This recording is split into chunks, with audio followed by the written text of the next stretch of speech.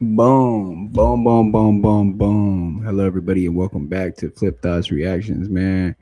And this one, we got a big live for y'all, man. We got a good amount of topics for y'all, man. Let me see. Yeah, we got a good amount of topics for y'all, man. We got Wack 100 tied to the Israeli mafia. We got Blueface and Chriseanrock looking at jail time. We got the Hoovers speak out on CMAC coming to their section and the disrespect.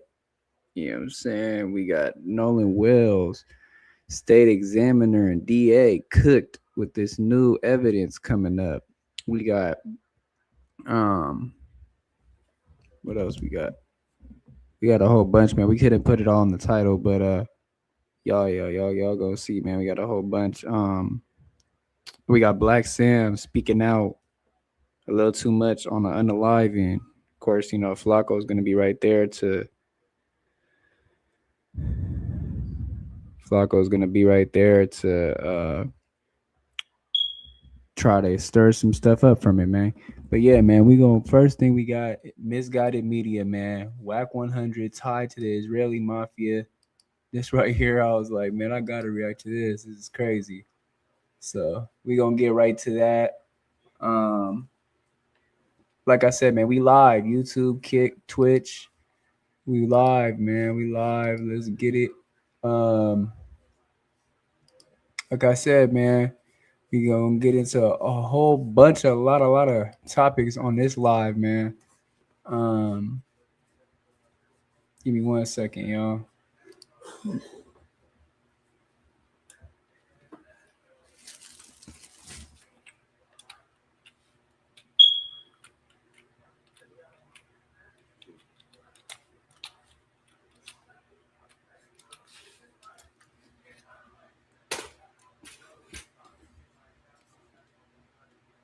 Uh,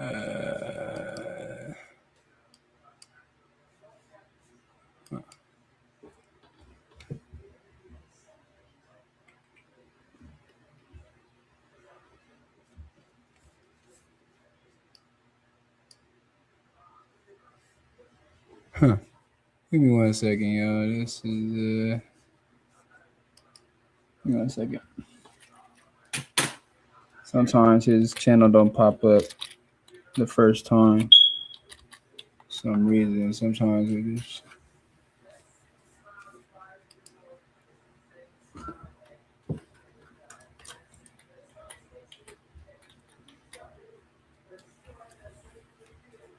Here it goes, right here. Oh, misguided. Okay, it's not misguided media. It's misguided media. All right.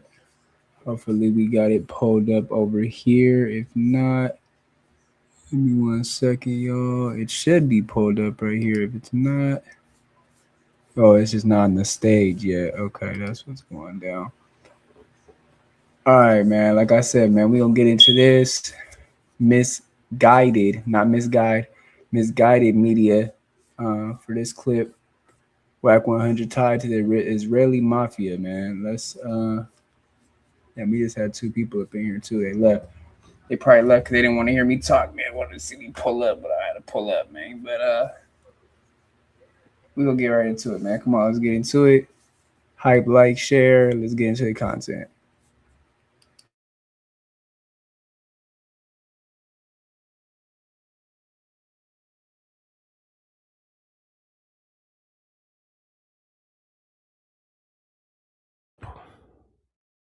A club, what, like a deal to go there? Or? No, I got his, he can go to the clubs, but I got him a club. So I called the owners of the clubs. Yeah. Right in front of him. His eyes.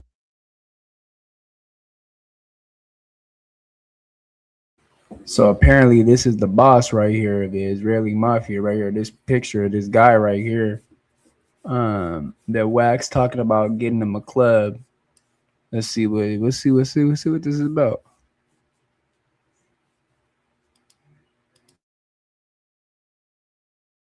Get big. He like, yo, Wack, that's them. Mm. I said, y'all need a favor. I said, this youngster clap. They said, yeah, Wack, he did some disrespectful shit. Because they all Jewish. Right. Did some disrespectful shit. Boom, boom, boom. I said, listen, man, whatever he did, he's been educated on not to do it again. Isn't Wack connected to the Israeli mob? I don't know nothing about no shit like that. What the fuck? Yeah, how the fuck I was supposed to know some shit like that? Who, me? No, him. But I would say. Thank you. How are you? She said this commercial event or family event. How old am I? No, how are This is you? a commercial event or family event? This is family Okay. here. We don't do this like a commercial party. Yes, baby. Just trying to clear up. This is family. This is family. That's my brother right here. This is my house. We're having a party. Yes. Got it. This clip right here might look like another crazy moment from a Blueface live stream. Police show up at the property during a baby shower, but pay attention to who's on camera view. It's High Wack100. And in the footage, High is on camera talking about Wack100 and referring to Wack as his brother. Now, if you never heard the name High Wack100 before, you might not think much of it. But you should, because High Wack100 has a history that goes back decades. He's been described by law enforcement and major newspapers as an alleged figure in Israeli organized crime. He pleaded guilty to a federal racketeering charge and served years in federal prison, and is an alleged Israeli organized crime boss. And today, he's operating in Miami nightlife. And somehow, Wack100 is right there in the middle of that world. Because Wack has publicly talked about doing business with High. Wack connected High with his associate, Clavicular, and that relationship eventually became part of the story behind Baccarat, a Miami nightclub built around the exploding live streaming industry. But who exactly is High Wack100, and why does Wack100 have a relationship with him? And why does the Joaquin name keep appearing at the intersection of Los Angeles, Miami, entertainment, nightlife, and organized crime investigations? That's what we're here to get into.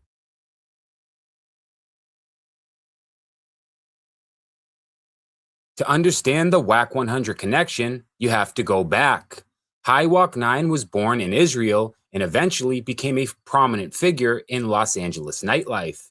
By the 1990s and early 2000s, he was reportedly living an extremely flashy lifestyle, luxury cars, nightclubs, Hollywood connections, high-end parties, and a reputation that attracted the attention of law enforcement. The Los Angeles Times described Wack100 as an Israeli-born mob figure and reported that authorities have been watching him and his older brother, Asef, since they were teenagers. Federal investigators eventually connected Wack100 to an organized crime network prosecutors referred to as the Jerusalem Network. And this is where the story moves from nightlife gossip into federal court.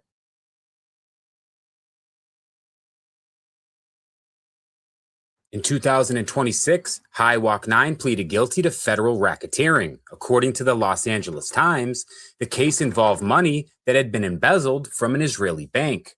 Prosecutors alleged that members of the Jerusalem Network wanted to move and hide that money in the United States.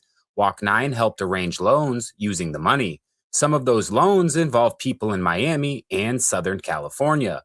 One recipient was a Miami real estate developer. Another was described as a Miami ecstasy trafficker, and another was a Beverly Hills Lamborghini dealer.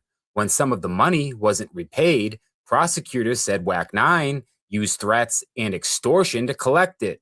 One Beverly Hills dealer had reportedly received approximately $950,000. Prosecutors said Wack100 demanded roughly $2 million in repayment. That case eventually ended with Wack100 pleading guilty to racketeering, and he was sentenced to more than 10 years in federal prison. So let's make this distinction very clear. Calling someone an Israeli mob boss is a characterization, but High Wack100's federal racketeering conviction isn't speculation. It's a matter of court record.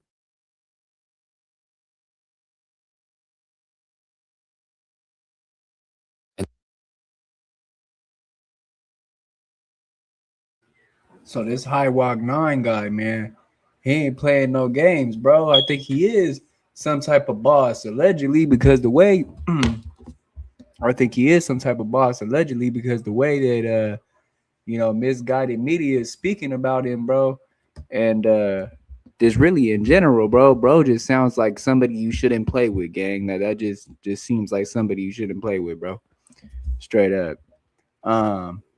Like I said, man, yeah, he just seems like somebody that a higher elite dude, bro. Somebody that's high up there. Let's see though.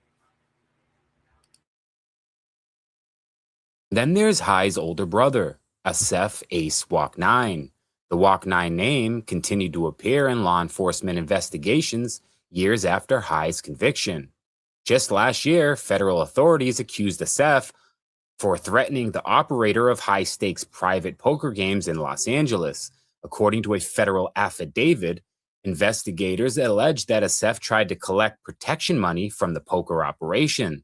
The games reportedly involved enormous amounts of money, sometimes millions of dollars, changing hands. Investigators also alleged that Asef referenced a 2023 killing of Emil Lahazel, who was shot outside one of those Hollywood Hill poker games.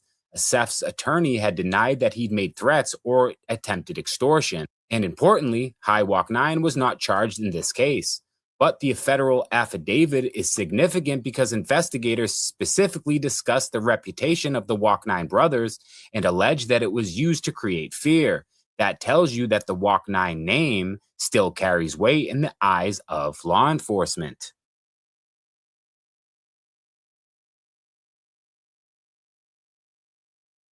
And here's part of the High Wack100 story that most people today probably don't even know. Before Miami nightlife, before Clavicular, before Wack100, before his Miami clubs, there was Maurice Clarett. Clarett was one of the biggest young football stars in America. He helped Ohio State win the 2002 national championship and became one of the most highly publicized prospects in college football.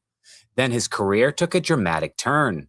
In 2004, Clarett traveled to Los Angeles and was introduced to High Wack100. According to ESPN, Wack100 became Clarett's sponsor and advisor, and we're talking about some serious support.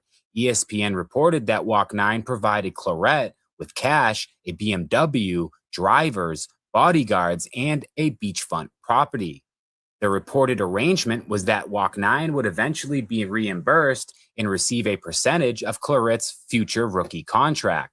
The Los Angeles Times separately reported that Clarett lived in a Wack100-owned beachfront property and had access to all of his luxury vehicles. Then Clarett was released by the Denver Broncos in 2005.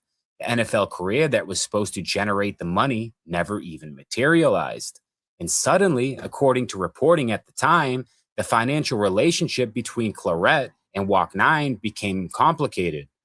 Clarett's lawyers stated that he received threats and feared for his safety. The FBI had also questioned Clarett about his relationship with Wack100, and this became a major national story. ESPN even reported that Clarett told an ESPN reporter shortly before his 2006 arrest that he and Wack100 were still friends. So think about the timeline. 2004, Maurice Clarett. 2006, federal racketeering conviction. And years later, Miami nightlife, Clavicular, Baccarat, and Wack100. The Wack100 story has been crossing into different worlds for a very long time.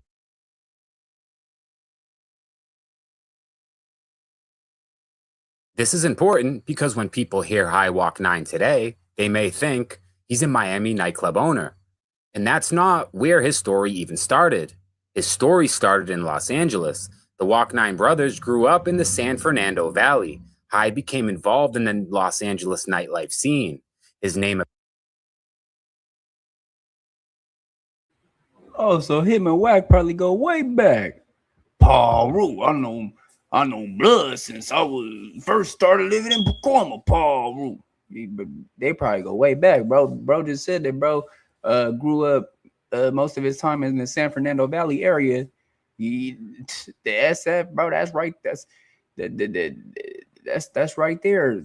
San Fernando SFV, bro. That's right there by Pacoima.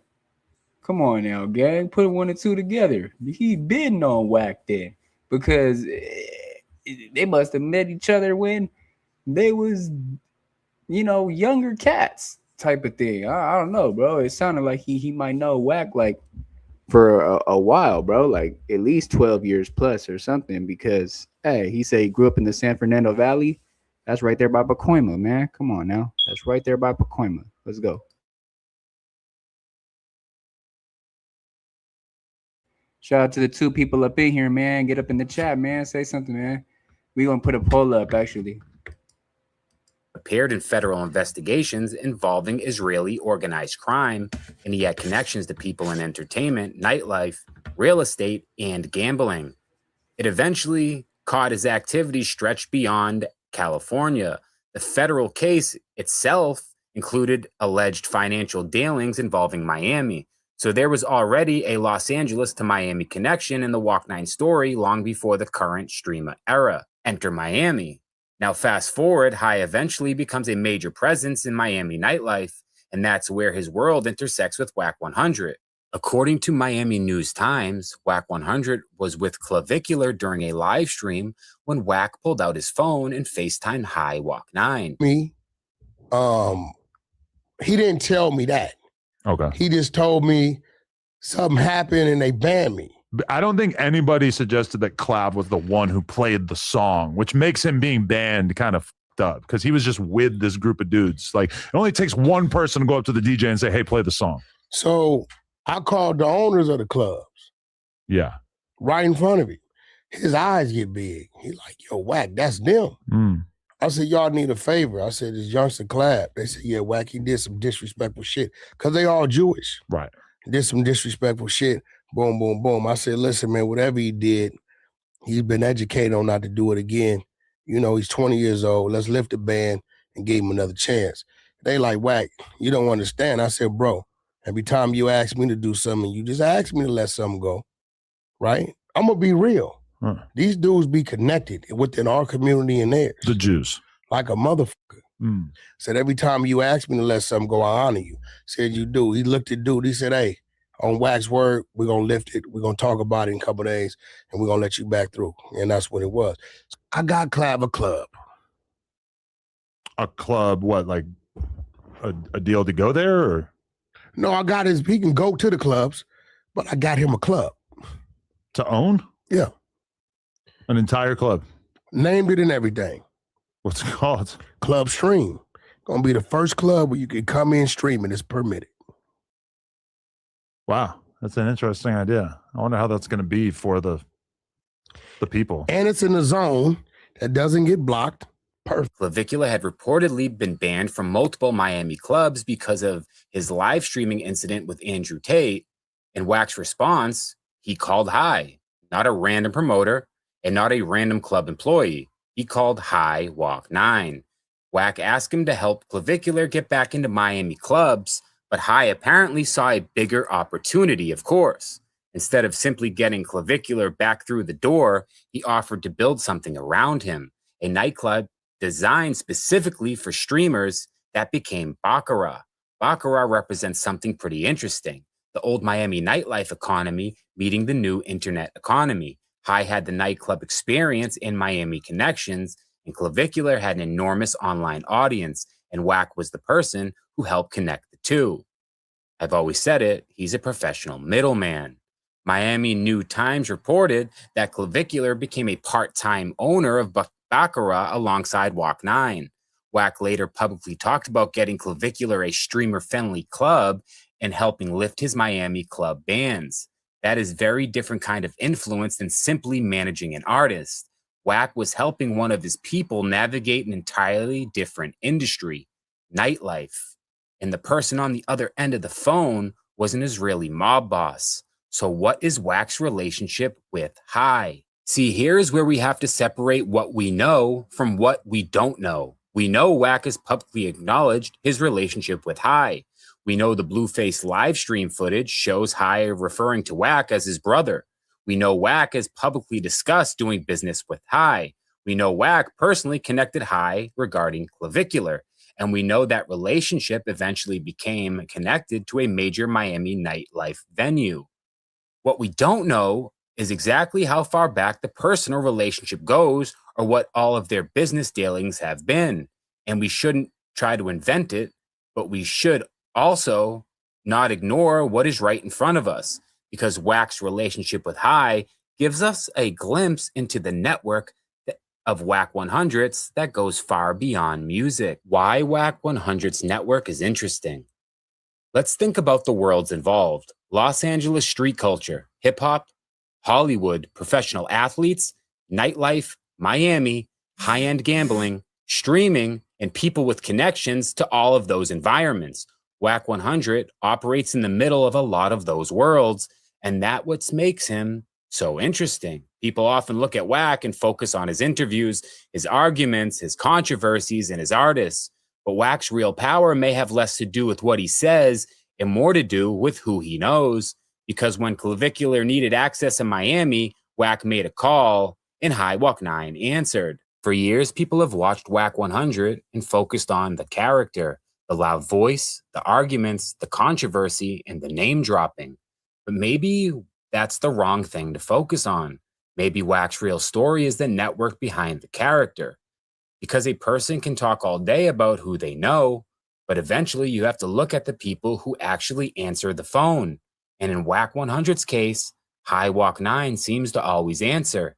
A man whose story stretches from Israel to Los Angeles to a federal racketeering conviction to Maurice Claret to Miami nightlife, and now somehow into the world of Clavicular and the new generation of internet celebrities. So the question isn't, is Wack100 connected? The footage, the public statements, and the business relationships show that he clearly has connections. The real question is, how deep does his network go? And that's the part of the Wack100 story that deserves a much closer look, and we'll be looking closer. Until next time, don't forget to like, share, and subscribe. My content's too good to not be doing numbers, guys. Support. It's your boy Misguided. I'm out. This is family. This is family. That's my brother right here. This is my house. We're having a party. Yes. Got it. Can I have your address?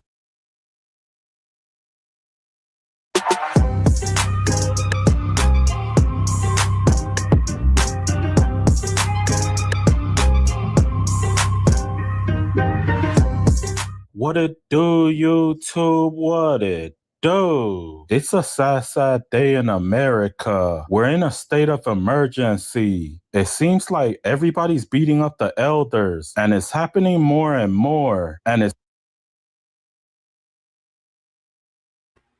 We're gonna slide back to that in a little bit, man. We're gonna get over here to this Blueface Chriseanrock Nevaeh situation. But yeah, man, Wack, bro, I'm pretty sure, yeah, bro. Hey, he probably knows this man very well. The way bro said that he was his brother. Hey, man. What y'all think though, man? Let me know something in the poll, man. Do you think Wack's tied to the Israeli mafia?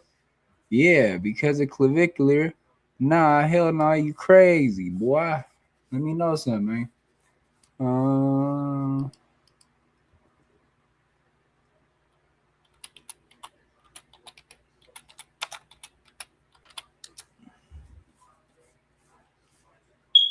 Trap Ross. I'm gonna slide over here to Trap More Ross.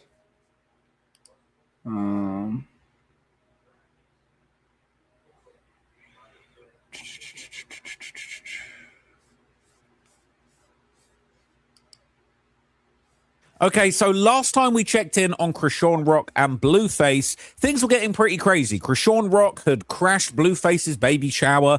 There was apparently a fight beforehand. We saw Chriseanrock knuckling up, ready to squabble, and then it sounded like the whole situation ended in a shootout. Now we're seeing what happened before. And look, I can't actually play you this whole clip. I'm probably going to take it off screen before actually the stuff goes down. But basically, okay, if you look at this clip very carefully, and I'm not going to be able to show, I'll be completely honest, I can't actually show you what ends up happening. But Blueface is kind of having a tussle with someone, and he ends up getting knocked out cold. I'm not going to lie to you. Blueface getting knocked out cold. So he's having this little squabble with somebody here. They kind of having a little shoving match back and forth. Okay. And it's like, it ends up being like a little push. I'm going to take it off screen, but basically they kind of push each other, get kind of separated, and then someone runs in, punches Blueface, and knocks him out cold, and he collapses onto the concrete. I'm not going to lie to you. That's what happened, okay? I can't show it to you. But basically, it says he's out here kicking girls when they're down, but he won't kick this grown man that spun his jaw. People are saying should have stayed with his pregnant girlfriend after the baby shower. That's what his dumbass gets. People saying love that for her too. Little bit of karma for his ass. That's crazy. It says, is that why he hasn't been live all day? LMAO. All right, it's saying being all quiet. Said excellent. That's why he's been so quiet. He got humiliated all night. First, he couldn't get into DDG's party. Then he got knocked the F out. He deserves it. All right. They saying it was Dean's party. People saying at least we got one down. But they always pop back up like weebles, okay? It's saying Chrisean will be next. I trust and believe that. She pulls hair, starts wildly throwing punches, and has anyone verified her boxing license? I saw the inactive screenshot, but I want to know 100% she does or doesn't have it. If she really is licensed, I'm not encouraging any reporting, but Def not supposed to be out in the street fighting. Someone said, no, according to Baby Girl, she proudly said that she was using both hands like a boxer does. They're saying dude got dropped right in front of his gang security guards. They setting him up for real, all right?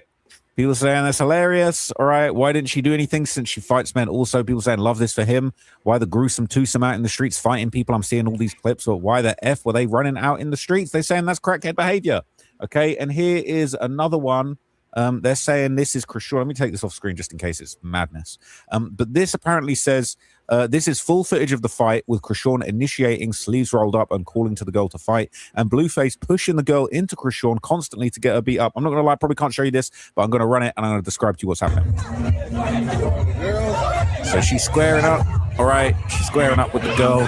They kind of pushing each other back and forth. They're screaming on both sides. It looks like Chrisean just starts wailing on the girl in the middle of the street. She's on the ground. She's punching her on the ground. Blueface kind of sort of steps in. Blueface faces off with a girl. He's getting tough with a girl. Meanwhile, a minute ago, you're getting knocked out unconscious, I guess, because... Let me see something real quick, because I just want to see if tonight DJ will play a clip. It's a little clip. Blueface and Chriseanrock have to be one of the most toxic couples to ever hit the internet. We've seen everything happen with them. We've seen domestic violence like situations. We've seen Blueface knock out her dad. We've seen Chriseanrock shows up at their house right before her baby shower. I will go to jail. I will slice a bitch. I got the camera. The camera's right here. Yes. Who the fuck is that? No, it's the mailman. It's the mailman. You know what I like about Blueface is he'll be in the most fucked situations, whether he's shooting somebody that's grabbing his chain, whether he's on a level 4 yard in California State Prison tatting his whole face, whether he's battling Chrisean, whether he's getting caught with Chrisean on the other side of the door, and his voice never changes. Nobody. It's the mailman. Open the fucking door. Mailman. Or you being disrespectful, open the fucking door. He just dropped off a package. Open the fucking door. It's the mailman. Bitch. Nobody's not about to play with you. I don't know. No, it was the mailman. How is it? Nobody out there. How is it the mailman? She breathing heavy. She got that big belly. How? You're lame. I'm telling you. But who are you just talking to? See, Chrisean with it. Chrisean probably fucking... She with it. She going... Where's my phone?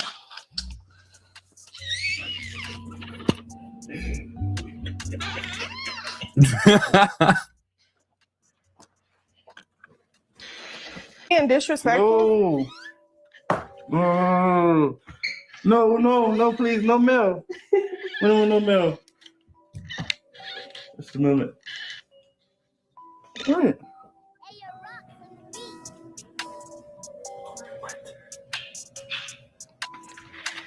I got something. Like, I don't even understand how bro be finding himself in these situations and acting like this is normal. Somebody in the comments said, bro said it's the mailman and it's Sunday. Oh, good. All right, she going to get the banger. I'm not even going to show that because I know YouTube would be quick to demonetize something, but obviously nothing happened. But it's just, we don't see this type of shit with anybody else. For him, this is normal. And we got Adam 22 pulling up a chair to watch Blueface and Nevaeh. I like to pull up a chair. Kind of know that. What you saying? Yeah. Go on. I'm already Number one, keep her away from this camera. If she touched this camera, that's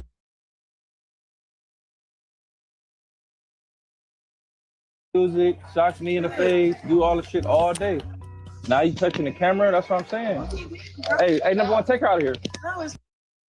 Get my link back. All right, come on. No. What you saying? You don't want that. Not a streamer, right? Huh? You can't hear now? No, look, check this out. I just want you to calm down. I'm very calm. You're not calm. I'm very calm. You're hype. I didn't let you play around all day. Nobody play I didn't let around. you stop Good. music, shocks me in the face, do all the shit all day. Now you touching the camera, that's what I'm saying.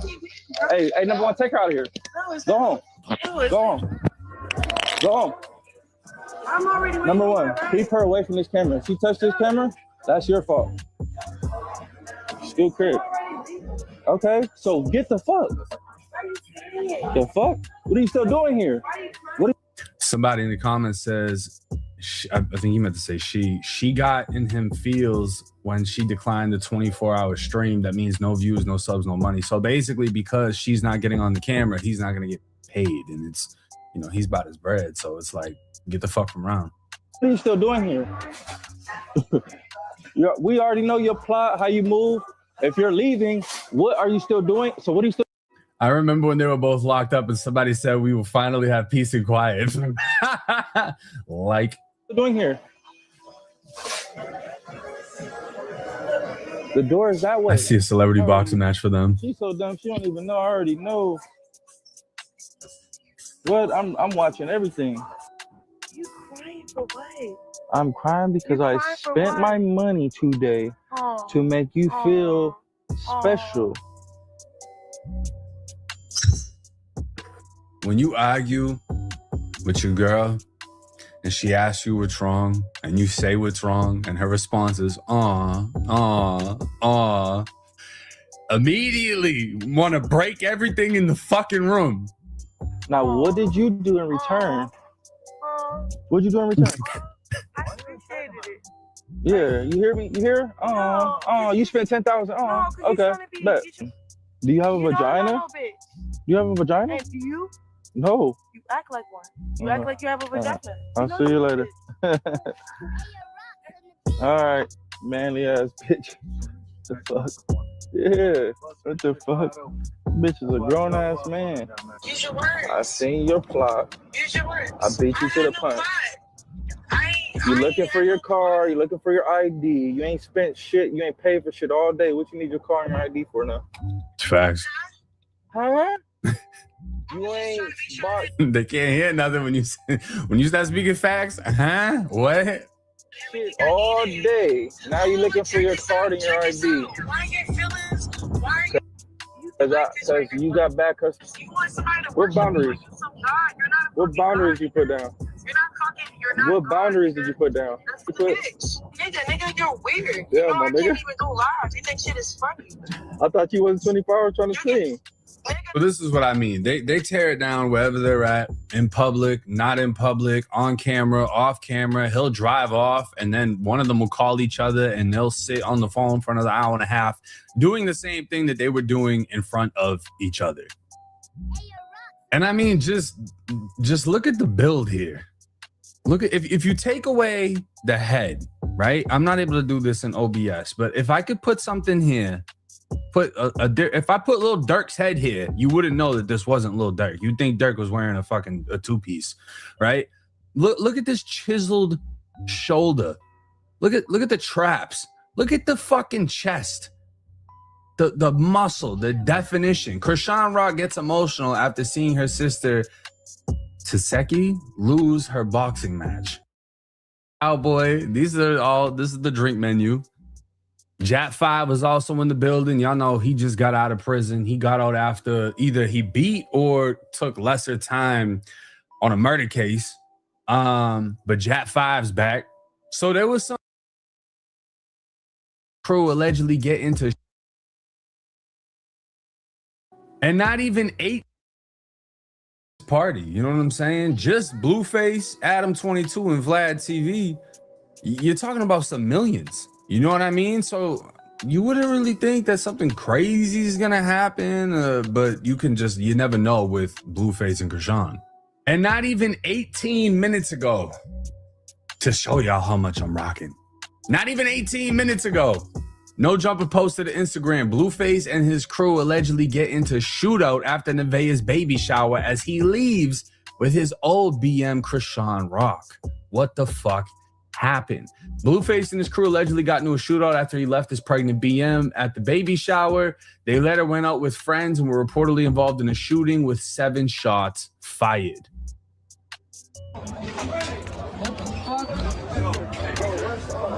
What the fuck happened?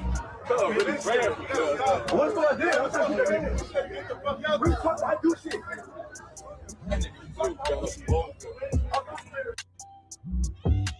All right, there's Blueface, there's Chrisean.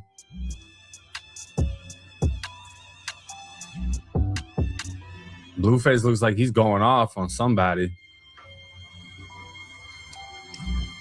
Apparently, Blueface and his crew just got into a shooting on Kahunga. 7 shots fired. Question, Hollywood Unit additional shooting calls 1628 North Coalinga and 1617 North Coalinga. Users to respond, identify. 330, can you repeat the address?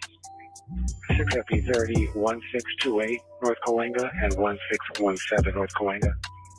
For 1628, there was approximately 100 people fist fighting in front of that location, and then shots were heard. 6FP30, Roger. 6FP30, code 61628 North Coalinga. Just a canvassing for multiple locations. North Coalinga from Selma to Hollywood. 6FP 27 staging south to Selma. Let us know if we have any victims. 643, advise if there's any victims. Somebody said, I don't know, this sounds like Nevaeh. Yes, it's sad, but she knew who the fuck Blueface was. Blue back in the field. I mean, look, right? There's another video of Chrisean bumping, beating somebody up, a girl. And I can't show that on YouTube. But to me, it sounds like there was a fight, a big scuffle, and somebody shot off in the air. Chriseanrock downfall has officially begun. The last 24 hours have been an absolute disaster for Chriseanrock. Chriseanrock has been live streaming her life for 24 hours a day, and it's been one of the worst decisions she has ever made because Chriseanrock just don't know how to behave on camera. It's just simple as that, man. Outside of incriminating statements that she made today that's going to come back to backfire, which we'll be discussing a little later in this video, but Chriseanrock is rapidly losing the support that she once had in a time where everybody hates her. Like the very little support that she once had, she's rapidly losing it due to statements that she's making on live stream. Like, for example, earlier today, she had this to say about, dark-skinned people and together anymore. Blueface began to talk about her, right? He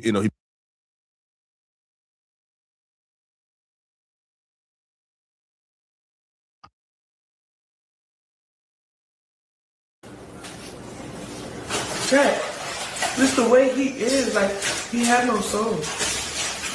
That's not coming. It didn't work, right? It actually. No, y'all keep playing with that narrative, and it be just throwing me away a little bit. But then when I say something real, it just went over your head. Blueface and Chriseanrock have to be one of the most toxic couples to ever hit the internet. We've seen everything happen with Jack, just the way he is, like, he had no soul. That's not coming from childhood trauma. That's also that. Like, you ever watch those movies of a serial killer? And you try to figure out why nothing fazed them. Any evil thing they do don't faze the serial killer. They like hella weird.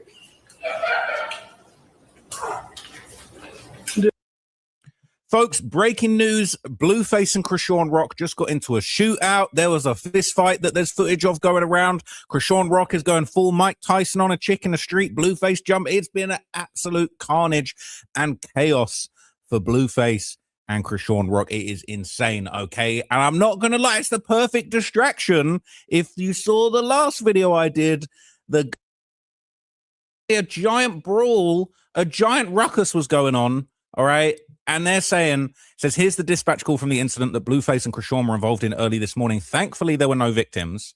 All right. The fight had about 100 people, shell casings found at the scene. People saying for y'all who thought this was scripted and they were able to script 100 people fighting and get the shooting. Yeah, this shit is wild. It's getting out of hand because somebody's seriously going to get hurt, if not killed.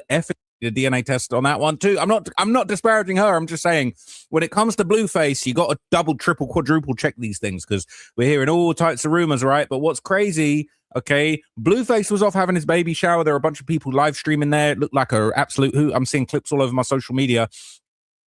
Y'all want content? Check. Y'all want content?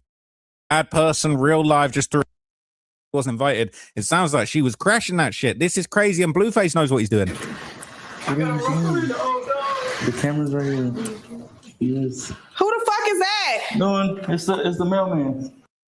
26. To present, send the original unedited footage to the appropriate official Torrance Courthouse or Torrance City Attorney Criminal Prosecution Division and let the court or authorities determine whether it's relevant. Make sure to date each video, have it submitted. What the hell? All right, let's see the clip of her driving. Let's see her moving crazy. And bear in mind, this is the same outfit that she was wearing on the other side of the door that we just saw. She ruined the whole thing. Y'all messing with the red? Cool, because I look cute in there, don't I? All right.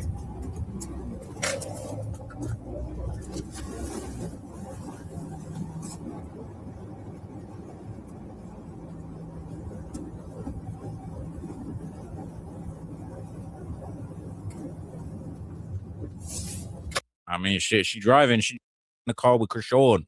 What on earth? I feel for her. No sound? The cops are there and everything. Whoa. Get your ass out the fucking car. Come on. Matter of fact, take him. Take him. Take the nigga. Take him. Take him. Take the bitch. Take the nigga. No. They've been dragging me all day. I can't even put my hands on him. No, take him out. I need him. Take charge. This is good. He's been dragging my mother and everything. No. Fuck that. Fuck that. I don't give a fuck. I don't care. I need a restraining order on me. I don't give a fuck. And fuck him too. And that dumbass, like I said, a retarded transporter. Retarded motherfucker thing. I can't do shit. I'm not that too big. I can't do shit. Oh, I'm stressed. I'm stressed. Look at that. I feel nigga. I'm tired, bitch. Thank you. Fuck. God damn, it's never that deep. Bitch, have them. Fuck. I'm tired. I give the fuck up. I give up. Take them. Have fun with them. Run out. Run up to the sunset when you can, bitch.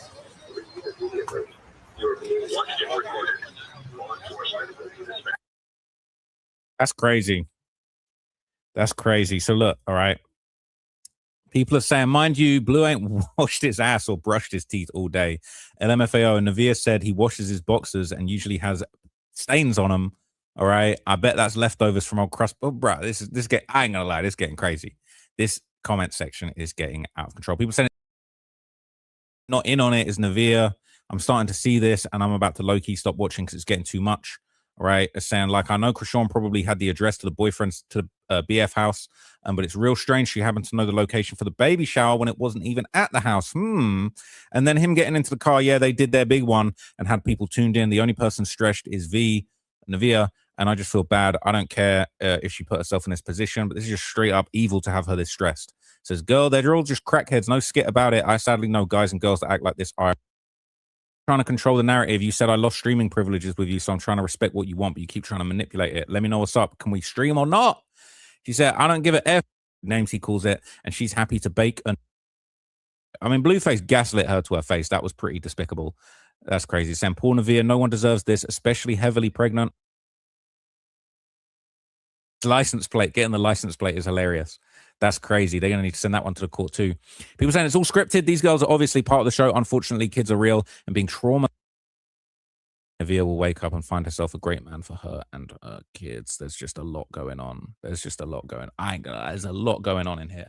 So look, let's get to it. All right. This is the moments before the shooting. I'm gonna have to take it off screen when when the punches and the shootings come out. So they're saying, all right, they're saying, it says, oh my God, she's in the streets fighting. Isn't she a pro boxer? Lock this bitch back up. Where is the baby? So they're saying Chrisean beat up Navia's friend after Navia called the police on her and Blueface. And look, I'm scared to even show this because I see this video offline and Chrisean beating the brakes off that girl. I ain't gonna lie to you. I'm gonna take it off screen and just check that it's a fist fight from the get-go. I can't even show you this. It's a fist fight. So I'm gonna describe it. She ducking down. I ain't gonna lie. Chrisean squaring up like a real boxer. I ain't gonna lie. I've talked a lot of shit about Chrisean. She got them hands. She got them hands. And so they squaring up. They squaring up to squabble. And Chrisean throwing big punches. She got a guard up and everything. Bro, she's throwing real punches. Like, but what's crazy is Blueface coming in behind. And it looks almost like Blueface kicks the girl Chrisean's fighting. I'm not going to lie to you, but I can't confirm that. It looks a little bit like... It looks like Blueface kicks the girl on the ground. I don't know. That's what it looks like, but I don't know. It just looks like that. I can't tell you for sure. All right? So it's a giant fist fight. I'm going to show you like a little moment of it where you can't see the beating happening. This is like a moment. Ooh, this is like a moment where Chrisean kind of staggers back. All right. So they're fist fighting in the street. Chrisean kind of staggers back from the scuffle. You don't see anything. Blueface over here. Chrisean staggers back. She like ready to squabble up again. She taking off the sweater, the Rick or whatever she called it earlier. She's still trying to get to it. She in the Burberry. But look, I'm going to be careful. I don't want to get in no trouble for showing you everything. You're going to have to go and look this up on your own time. But that shit is crazy. She was really throwing them shots, all right? People said, I effing hate them so much. Look like Blue tried to kick the girl on the ground. That's what I'm saying. Bro, it's messed up. They're saying Blue is a demon. Him and Chrisean are cut from the same type of cloth. I guess Blue must love prison because that's where he's going to end up, hanging around old Homicide Hands. Homicide Hands is crazy. I ain't going to lie to you. What on earth? It says Blue loves to hit women. He stomped out his own sister with his crew the time that she pulled up to fight Chrisean for beating Carlissa. Chrisean likes to take credit for beating up, but it was really Blue who beat Callie up, and then Chrisean jumped in at the end. He definitely kicked. People saying send the clip to his PO. According to Carlissa, his probation ended last week. It's crazy. He did kick her, and he's for the fight. Obviously, the shooting happened. We know that the shooting happened now, but there's not any footage of the shooting, as far as I'm aware, that's around. But the saxophones are intensifying, people.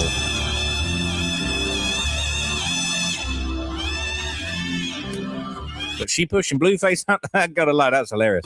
After all this, she edging him out the way.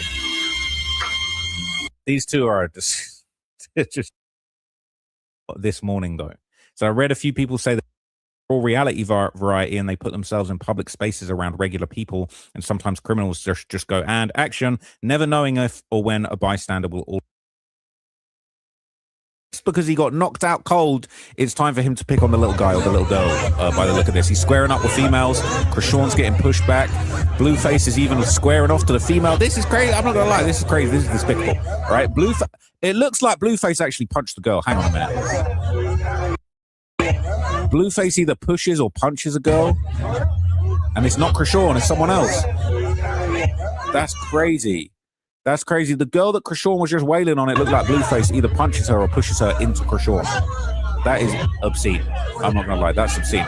I'm not gonna lie, I'm not condoning anything that happened, but like, bro, if I was with that girl that Blueface was punching on, might be time for a few self-defense shots. Allegedly, right? This is diabolical. Blueface pushing people, shoving people. He's got his shirt off in this. I think he had his shirt on in the clip where he got knocked out cold, so I'm guessing this is afterwards. Says Blue going to be back in a cell soon. I hope this woman sues and presses charges. Blue has learned nothing. I guess he want to go back to prison. Maybe he left Boothang behind. He sure is in a hurry to get back to something. All right. If I was her, I'd melt the F out of the head against the car thing. So I think she's gang affiliated, so she won't be pressing charges. This is some street stuff, but Blue got involved and kicked her in the head, so he got knocked out as well. That's crazy. Says all the comments today saying it was because she hit her first. SMH. She's so stupid because she's always quick to come up with an excuse and a lie, not realizing that it takes a minute for all the videos to get out there. She's really so remedial. It's ridiculous. Saying, look at Miss Unholy Hands fighting. SMH. She's never going to change. She's rotten to the core. People saying just trash behavior. I can't imagine having my special needs 2-year-old at home while I'm acting out like this. SMH. People saying exactly when people start putting their own lives in danger, that's when you know it's up and it's stuck. They couldn't care less about the innocent children involved. They're saying, wait, so Chrisean hit her first. Said Blue pushed the girl into Chrisean and Chrisean took advantage of the situation. Said that was halfway through the fight. Chriseanrock definitely initiated it from the sidewalk to the street. They fought multiple times. This time, and where Blueface kicked her in the head while she was down. People saying, wow, this might be too ghetto for me. They're saying, did he body slam that girl? He got to be wanting them both to go back to jail because I don't know what else he thinks he's doing. This is next level type public with that many people around is going to achieve. They've done shit in public on stream many times before over the years, but never to this extent with that many strangers IRL around them, if that makes sense. People are saying this is actually sick. Blue is up in the top right, just push that girl off the curb. You can see she trips over the curb and he yells to Chrisean, get her, and Chrisean pummels her. SMH, just garbage. People saying, ooh, he really did. He's a piece of dirt and his karma is coming for him too. I hope he gets his face dookied on again. All right. Any man that pushes you to fight doesn't give a F about you. They're saying he did the same thing with Jaden when she was fighting in the club. He's such a weirdo. People saying that girl threw a drink at Jaden and was saying she was Team Chrisean on IG. But yes, Blue is very, very weird with women, but never has anything to say to a man. All right. Except maybe waking up on the pavement, go, where am I? All right. It says he loves to push women into a fight and kick them once they're down. Ever seen the video of him and Jaden on stage with the fan that he snatched up? Can't wait for the boys to lock in. The boys in lock up to throw him another dookie party. He must love that Dubai chocolate special. Holy. All right. So look, one video apparently shows the aftermath of the crime scene after the shooting. Now there's not going to be anything crazy that's going to be shown here, but this is just like a little bit of reporting on kind of the police outside. This says evidence of shooting outside a nightclub in Hollywood under investigation. So this isn't just something that's going to go away. All right. Blueface might be headed back to jail. Chriseanrock might be headed to jail. All of these cops ain't out here for a laugh. All right. These are cops that are salaried by the taxpayer, by the city of Los Angeles. They are on a mission. They are on a job to sort this shit out. All right. You can't be out here firing shots in front of 100 people thinking you're going to get away with it. They take this shit very, very seriously. You're damaging the safety of Los Angeles nightlife. All right. Hollywood nightlife is sacred. And these folks do not give a shit about your stream. They don't care about Blueface Baby. They don't care about Chriseanrock. They don't give a F about any of that. All right. They're trying to police the streets, keep the streets safe. And if Blueface and Chriseanrock are thinking it's sweet to come outside and behave like this, they got another thing coming. It is ridiculous. Not going to fly. All right. Absolutely disgraceful behavior. Unbelievable, really. I can't believe that this has actually been allowed to happen. But, you know, it's under investigation. They're investigating it. They're combing for evidence. All right. They're looking for anything they can do to lock fools up. So after all of this, Chriseanrock posted Instagram stories. And again, she's not the sharpest tool in the drawer. But like, this is some of the IG stories she posted promoting her fight. It says pro debut, Chrisean, holy hands. All right. I'm not going to lie. I can tell by the format of this, it was made by AI. So clearly there's not much of a budget for promotion for this fight that is currently upcoming. But hey, it's happening in Baltimore. If she doesn't get arrested before then, that is, of course. And, you know, she using this as an opportunity to promote herself. She said, the fight's selling out. Get your ticket to my fight while you can. Baltimore, Bodymore. All right. Before she gets locked up. They're saying cancel Chrisean and Blueface. All right. I think this is the poster has put that on there. They're saying these are crack Sean activities. Yet no opponent, already set up as rigged. That's mad weird for real. Do the other people even know who they're fighting, or is it just Krusty that doesn't have an opponent yet? She about to be fighting charges. She about to be fighting extradition to Los Angeles from Bodymore. I mean, to Bodymore from Los Angeles. She said she'd been in that crop top since Friday. Boycott this demon. The comments on that post are brutal. Finally, people are calling her out for what she really is. The jig is up for her. All right. They're saying, what the F? I just checked and the cheapest tickets are $108. They're saying she in the same clothes. She'll be in them same clothes till she's back in Bodymore. All right. Absolute insanity. Okay. Absolute craziness. So this is definitely quite odd. All right. I don't know why Eddie Hearn's on here. They're saying she's pro boxing pro, 0 bouts. All right. 0 bouts to her name, status as a super welterweight, inactive. All right. She's going to be active in the jailhouse soon. All right. That is all I know. Okay, let's see what this is. So Krishawn would apparently speak out after the viral fight that involved her and Blueface, and she claimed that she thought she was going to get jumped by 4 different girls. She said she can't even press charges. She started swinging first. So let's hear what Crack Sean had to say about this herself. Whatever. So while Jonathan was distracted, like 4 girls like walking up on me. The girl that so then I start calling 3 because Jonathan is occupied at the moment. So like 3. And I put my hands up like, look, check this out. My hands are registered. I want no beef. I don't know what's going on. She was like, did you want that? I said, girl, I don't even know you. Like, so it was just random people, like strangers, like it's people I don't know specifically. You feel what I'm saying? She got into it with some homies or whatever, and then she wanted to take it out on me. I'm telling her, I'm giving her a fair warning check. Like, look, check this out.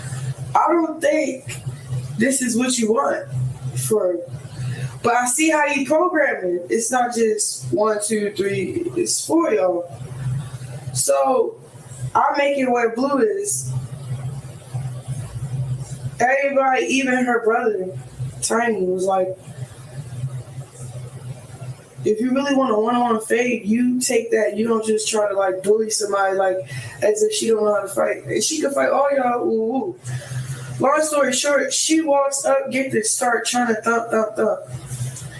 Man, I got in my boxing stance. I slipped at first. First I smiled, then I did this. I don't know if y'all didn't see when I reached back and then I connected. You can hear it connect, but you can't see it because whoever was recording was too busy watching. So then I kept going. And am I proud of that?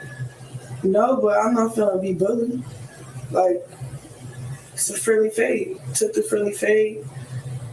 She can't even press charges even if she wanted to because she swung first. She wanted it. It was so bad. Like, she really wanted it.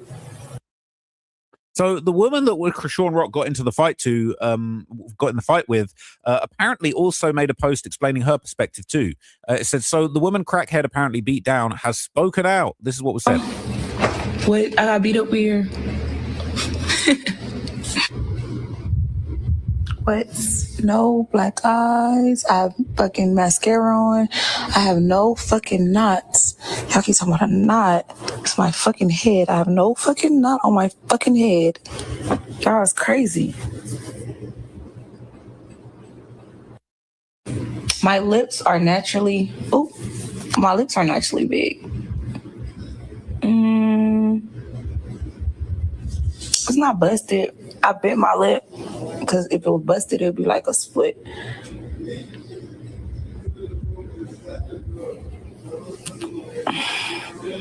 So, my hair is crunchy. But I don't got no knot at all on my face. I just show my face. Face card eats down every time, natural. Fuck. What? This what y'all want to see?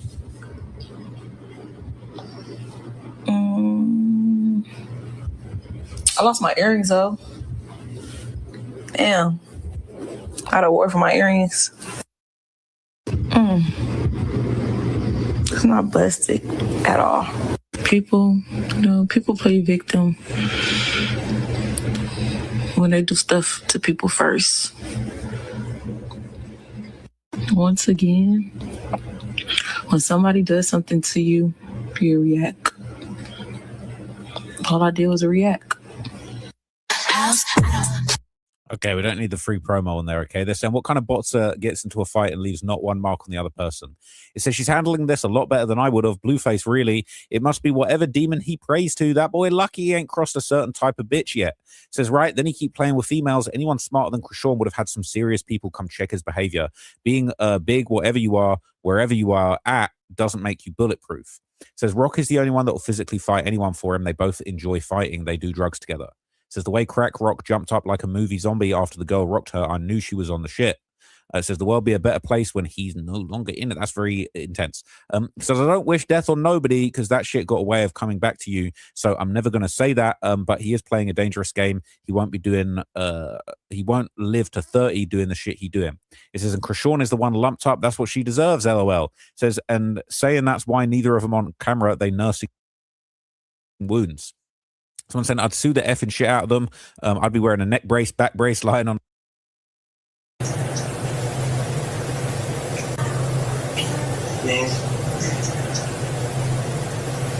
I got for you. Tell you first. It's not true. Wait, what? Conspiracy stuff, bro. I would have been locked up already if I killed that nigga. Okay, if that was really my baby father, bro, y'all wouldn't know that. Like, I don't know what. Like, okay, I get it. Coffee kind of rambling. So people saying this, I don't know how true this is, it's just a TikTok, but it says CPS is looking to remove Junior immediately after Chriseanrock neglects Junior by going to LA to commit crimes. What on earth? Services was Child Protective Services was contacted within the last 24 hours of what Chriseanrock has had going on. And the insider that I speak to that is currently having a relationship with Chrisean, a platonic relationship with Chrisean, stated that Child Protective Services contacted the sister, which is none other than Tessa, having Junior right now, to come and remove Junior. Now, it's not the call that they stated, but they are trying to come and pick him up. It wasn't a wellness check. It was a more so of, is he there because we're coming to get him? So the family insider states and Junior is there. It's been happening in other states to where Child Protective Services have made contact with Chrisean. And instead of going through all of this, she loves her son so much, but she's down there putting her hands on people, risking her freedom to be away from the same son she swears she loves. She's already been safe. I love you all. Until the next video, continue praying. So look, that's not necessarily 100% true. People are saying I wouldn't put too much hope into anything SDW says. He's gotten a lot of stuff wrong on his lives. He doesn't vet too well. Funny dude, but very inaccurate. He's made a lot of enemies.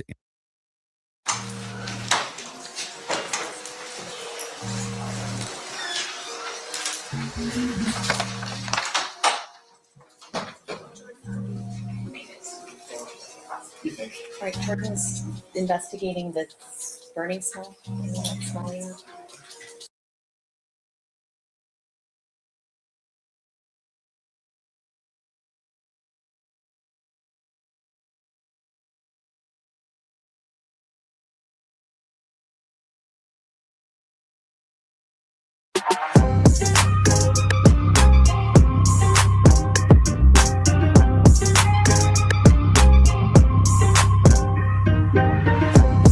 What it do, YouTube? What it do? It's a sad, sad day in America. A lot of people feel like Cripmac's wife, Shiloh, should get a DP. They feel like she's a traitor. She's a gangster Crip assisting a neighborhood Crip. They don't like the fact that she's over there with Cripmac. She was supporting what he did, and her hood gets along with the Hoovers. Damian Porter said if you ride with him, then you gonna die with him. If it was Gumby, Hoover Gumby, that went over there to the rolling 60s and did what Cripmac did, I would be saying the same thing. I promise you. I'll be telling Gumby, man, you tripping. Don't do that, man. You lost your mind. It's not funny. It's not content. What do you think these dudes are? They got somebody from their hood that's willing to come out here and finish you, bro. You tripping. You done lost your mind. Even if you think their whole hood is some busters, they got somebody in their hood that's not. I would say the same thing. Okay, if he suffers a certain fate for these antics, what can anyone do? The Cripmac, he involves his family. He goes out there with his fiance. Those bullets have no names. The individual squeezing don't care. It's one individual that I'm thinking about that I can't wait. As my beautiful mother is my witness, I can't wait.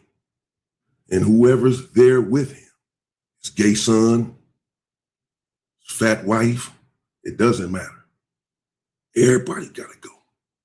Everybody gotta go. When it's up like that, it's up. Should have said something to this dude. You should have stopped him. You suffer the same fate. Triggerbird said Cripmac let the fame get to his head. He thinks he's bigger than what he is. They said Cripmac is so much of a J-Cat that he really thinks he's a general. They said a lot of people died in that parking lot. You was lucky to make it out alive. This dude is slow, mentally ill, mentally challenged, bro. I think that he believes that he's something bigger than he is. I think he believed that because the internet have made him think that, or put him in a limelight to where everybody know where he's from. He thinks that he's some type of, he wants us to believe so bad he's a general, he's some type of like name, like neighborhood that we just want. Like, first off, bro, nobody care about you, Cripmac, for sure. I'm starting to believe that you're infatuated with us. I don't even believe that you don't dislike us. I believe that you're infatuated. I believe that you in your heart, you want to be a Hoover, bro. I don't take you as a threat. And I'm pretty sure a lot of my homies feel the same way. We don't take you serious, bro. Now, you're lucky that store. You're lucky that House of Hollywood open, because you would have had dudes coming in and out like a mother. You're lucky that wasn't the case. So we seen that parking lot when we seen one of my homies that got shot, they ended up kicking the smoker, and the dudes come shooting. I'm not say where they from, because I don't know where they're from, but the dudes come shooting, and that's where Chipmunk got killed at, right in that parking lot. I haven't heard from Milk 74 in a long time, but this stunt made him come out of retirement. They said Cripmac is going to start a war, and when that war starts, he's going to hide in a valley. He ain't even going to participate in a war that he started. He said Trey 57 needs to give Shiloh a DP. Thank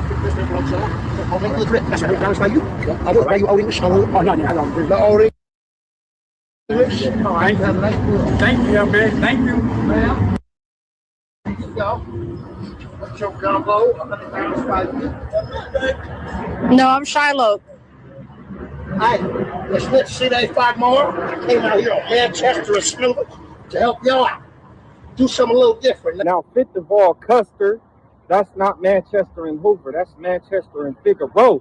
Now, also, I can tell by how the color of that sun is, it's around 6:55 in the morning. You wasn't even out there longer than 5.5 seconds, and you was out of there, bro.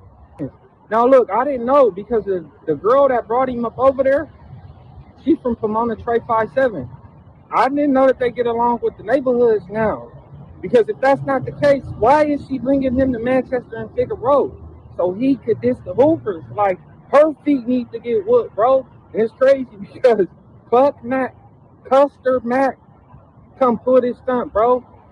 Like, somebody could go to the 55th Street alley and find him up over there. Bro, you doing this. You pulling this little stunt, and you going back to the valley somewhere hiding. Even Triggerbird was mad at Shiloh because the Hoovers get along with their hood. She got Cripmac tatted on her face. They said they need to give this op lover the boot. Now, somebody over there hit me up. They said even though they're gangster Crips, but they got nothing to do with the LA politics. You got a camera, so if anything happened, this is documented. And then old girl, right? I don't know if this old girl from Trey 57 and Trey 57 need to counsel her too. They need to counsel. They need to sit down and really tell her and talk to her, or gangsters, whoever fucking with her, let her know that you walking around egging on this nigga antics, and you supposed to be cool with us. You don't even know, like, you free game now too. Like, you free game because you didn't say it your name. You didn't put yourself in a situation to where we see that you are encouraging these antics instead of being like, look, bro, I ain't with that shit. Like, you know what I'm saying? From where I'm from, we don't beef with them. You aligning yourself with this buffoonery and this felonious shit that this dude doing. So if you fuck with him, you're gonna duck with him. You know, and that ain't nothing shot to her. I'm just telling you how people will look at you when you're going around parading with this felonious acts that this dude doing. You're not exempt from nothing that he got coming. You know what I'm saying? Okay, thank you, ma'am. Here you go. What's your combo? No, I'm Shiloh. Hey, let's see they fight more. I came out here on Manchester and Snoop to help y'all out. Do something a little different. Now, Fit Duval Custer, that's not Manchester and Hoover. That's Manchester and Figueroa. Now, also, I can tell by how the color of that sun is, it's around 6:55 in the morning. You wasn't even out there longer than 5.5 seconds, and you was out of there, bro. Now, look, I didn't know because of the girl that brought him up over there, she's from Pomona Trey 57. I didn't know that they get along with the neighborhoods now. Because if that's not the case, why is she bringing him to Manchester and Figueroa? so he could diss the Hoovers. Like, her feet need to get whooped, bro. And it's crazy because fuck Mac, Custer Mac, come pull this stunt, bro. Like, somebody could go to the 55th Street alley and find him up over there, bro. You doing this? You pulling this little stunt, and you going back to the valley somewhere hiding. Even Triggerbird was mad at Shiloh because the Hoovers get along with their hood. She got Cripmac tatted on her face. They said they need to give this op lover the boot. Now somebody over there hit me up. They said even though they're gangster Crips, but they got nothing to do with the LA politics. You got a camera, so if anything happened, this is documented. And then old girl, right? I don't know if this old girl from Trade 57 and Trade 57 need to counsel her too. They need to counsel, need to sit down and really tell her and talk to her, or gangsters, whoever fucking with her, let her know that you walking around egging on this nigga antics. And you supposed to be cool with us. You don't even know, like, bitch, you free game now too. Like, you free game because you didn't say your name. You didn't put yourself in a situation to where we see that you are encouraging these antics instead of being like, look, bro, I ain't with that shit. Like, you know what I'm saying? From where I'm from, we don't beef with them. You aligning yourself with this buffoonery and this felonious shit that this dude doing. So if you fuck with him, you're gonna duck with him. You know, and that ain't nothing shot to her. I'm just telling you how people will look at you when you're going around parading with this felonious acts that this dude doing. You're not exempt from nothing that he got coming. You know what I'm saying?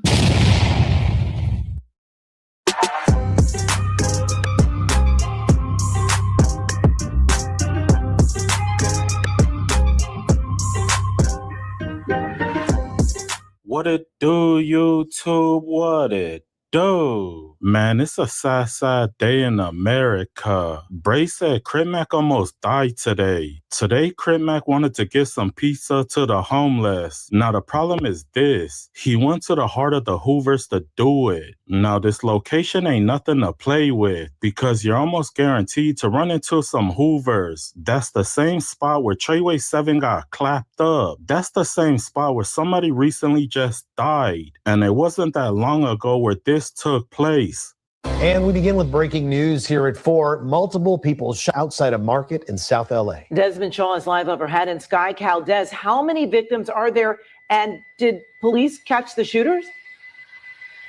Amy and Juan, the shooters are still out there. 5 people have been shot. Sadly, we can't confirm that one person has died. It all happened out in front of this store, a parking lot, donut shop, a nail salon, and a liquor store at Figueroa and 85th Street here in South LA, very near Manchester. All we know is that police are looking for 3 males in their 20s that were last seen running from the scene, or driving away from the scene, I should say, in a white Honda Civic. They got a helicopter here very quickly to look for those suspects, but they were not able to find them. So they are still out there. The other 4 people are in the hospital in unknown condition right now. As I double in, you can see that the glass is shattered in front of this nail salon. So it's worth wondering if someone was shot inside there or anyone else inside the donut store. The ages and genders of all the victims are unknown, but 1 person dead, 4 others in the hospital. A lot of people are outraged. They want to know who's his manager because they're saying that they're doing a bad job. They're risking Cripmac's life in order to look tough. It ain't worth dying for views. Then Cripmac also puts his fiance in danger because she was out there with him. I'm pretty sure that he came prepared. He probably got a lot of homies sitting in multiple cars, but you're putting everybody's life at risk just for a skit. No, I'm Shiloh. Hi, let's see that 5 more. I came out here on Manchester and Snoover to help y'all out. Do something a little different, late good. Much love and respect from the 55th Street Inflow General. SIP left the crack. On late good crib. That's $100 for you. Oh, what? Are you old English? Oh, no, yeah, I don't do the old English. All right, thank you, man. Thank you, man. Cripmac pissed off a whole lot of people. Before J Hood got locked up, this was his last message to Cripmac. I believe he got arrested the very next day after this interview. Yeah, man. Cripmac was just popping it under. You didn't see that on one of your posts? Talk about me getting shot. He talking about I should have died. One of the videos where I'm showing off my scars, he gonna say I should have died with his bitch ass. it got under my skin a little bit, but I'm on ankle monitor. I wish for you to see me in person. That's what I want to see. You wouldn't tell me that in person, Cripmac. Why you talking about I should have died? See, that's how this, you know, and then I'd be wrong if I was to respond, and then they'd say I'm messing with the short but shorty. You feel me? I'm messing with the little retarded kid. I'm gonna beat him. I'm gonna hit him with this Ferragamo belt. I'm gonna whoop him. I'm gonna whoop him. Why you don't want to meet me face to face, Cripmac? What you gonna do when you see me, Cripmac? He mad at me because I said the same thing that Braze said. The only difference is I'm a Crip and Braze is a blood. And you be riding around sucking on Damu dick. I know you've been like marked out and punked by other Crips in the industry, you feel me? Like 600, he marked you out and took your social media and you didn't do nothing but sit right there and take it like a bitch. Brace has some wise words for Cripmac. Basically, he said, this ain't a game. If you're gonna go over there, then go slide. But don't do it to troll because you could have died. Your life is worth more than some views. But on lanes, you're going to lose your life out here. You're going to lose your life out here in LA doing that. Man, I just seen Cripmac literally on Manchester and Hoover. Dead homies. Come on, gang. You on Manchester and Hoover. Figaro. For the views on Dynamo, your life ain't worth it. I'm gonna tell you if nobody ain't gonna tell you, you way more important. You way more important than that type of views on GM. Y'all ain't heard about the people that just went over there to buy the, you know what I'm talking about? Come on, gang, on DLB, it's real members over there. It's people that's not on the net over there. On lanes, I done ran into some of them. I done ran into some of them that don't even talk. Move GM. But I know they cracking. Come on, but you just going over there, they main shit. Putting out food, doing that, but they shit blew out on your head, man. I'm telling you, on everything I love. Don't be a statistic. Don't be somebody that want to do something just so they can say they went over there shutting peace. Like, come on, gang. And I ain't even talking about just you, Cripmac.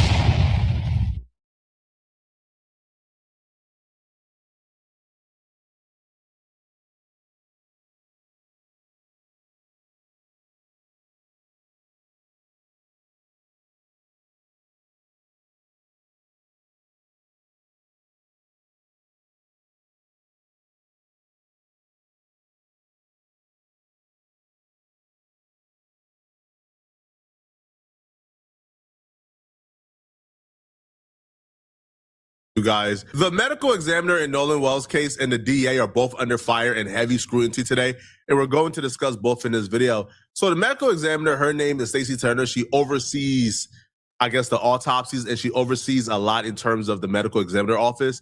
Now, people have a huge problem with Stacey Turner and, you know, in the conduct and the job of her particular office. Now these are the same people who sent over Nolan Wells' body to the independent autopsy without the lungs and without the organs needed for them to determine a cause of death.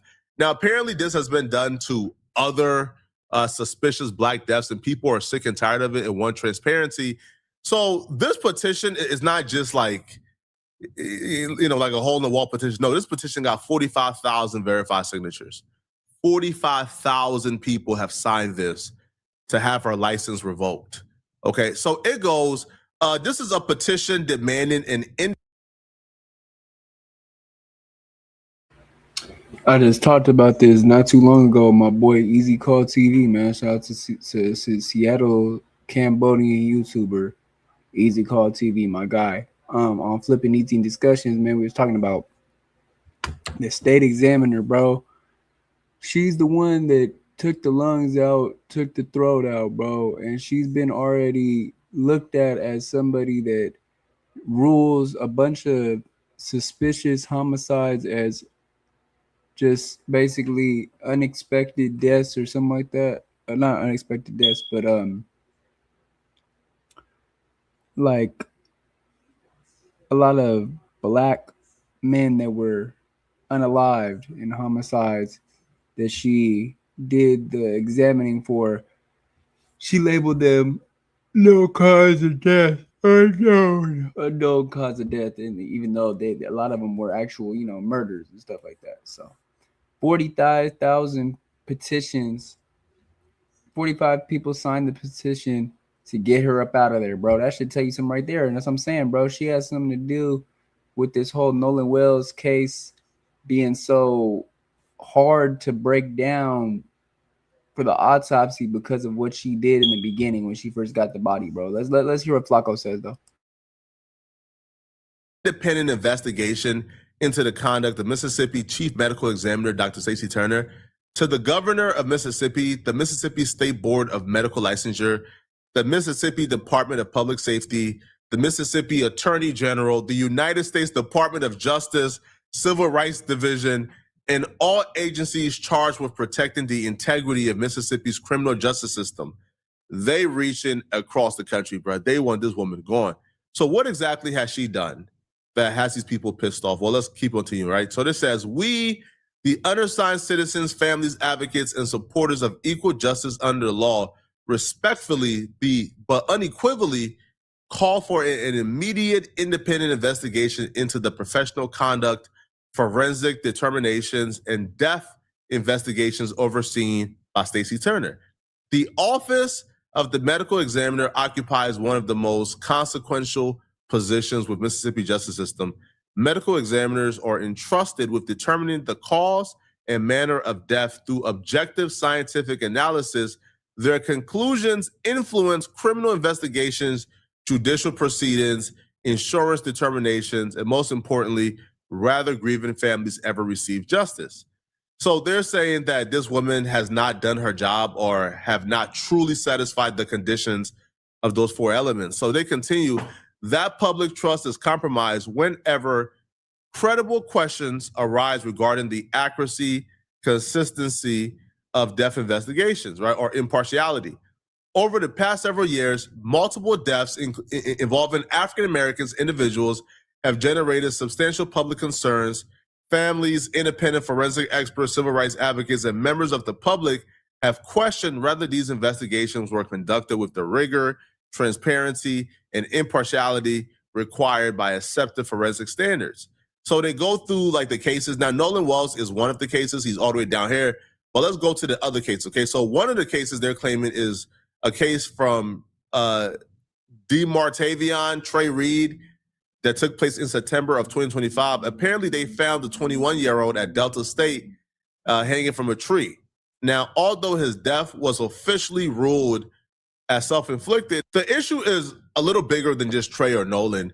See, the real issue of this petition here is they're saying, bruh, since September of last year, there's been about 13 unanswered, unexplained tragedies involving young Black kids.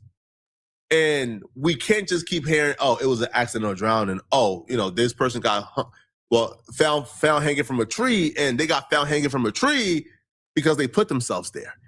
Like, after a while, we got to start saying, I don't know. Like, I don't know too many Black folks who are going out looking for trees, right, to self-inflict, the ultimate sacrifice upon their life. I just don't think that too many Black folks is doing that.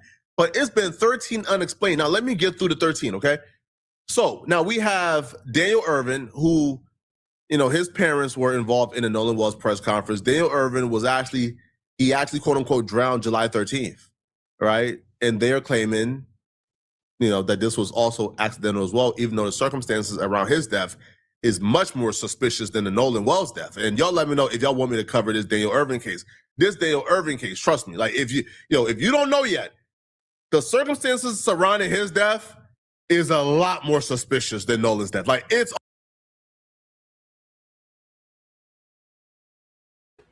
So what you're saying is, what you're saying, Flacco, is, shout out to Flacco, man, for this content right here. But what you're saying is this guy, Daniel Irving, to the left right there, was unalived by being hung from a tree, and he was part of the press conference with the Nolan Wells stuff. That doesn't sound suspicious to me. Like, what the, bro? And then you said there's 13 different cases in Mississippi. Shout out to Miss Rachel, man. She just did a video on it, I think yesterday, basically saying, you know, this needs to really be looked into. Investigation needs to be looked into. All these people that are being hung from these trees, these black people that are being hung from trees in Mississippi, being unalived by that way. And shout out to her, man. She, you know, she's sticking up for a lot of people, trying to speak out. But at the end of the day, man, yeah, this is definitely not looking right, man. Shout out to you, DW Stream. Yeah, shout out to you, bro. But yeah, like at the end of the day, gang, like this is just crazy, man. But let's get back into it. Shout out to Flacco.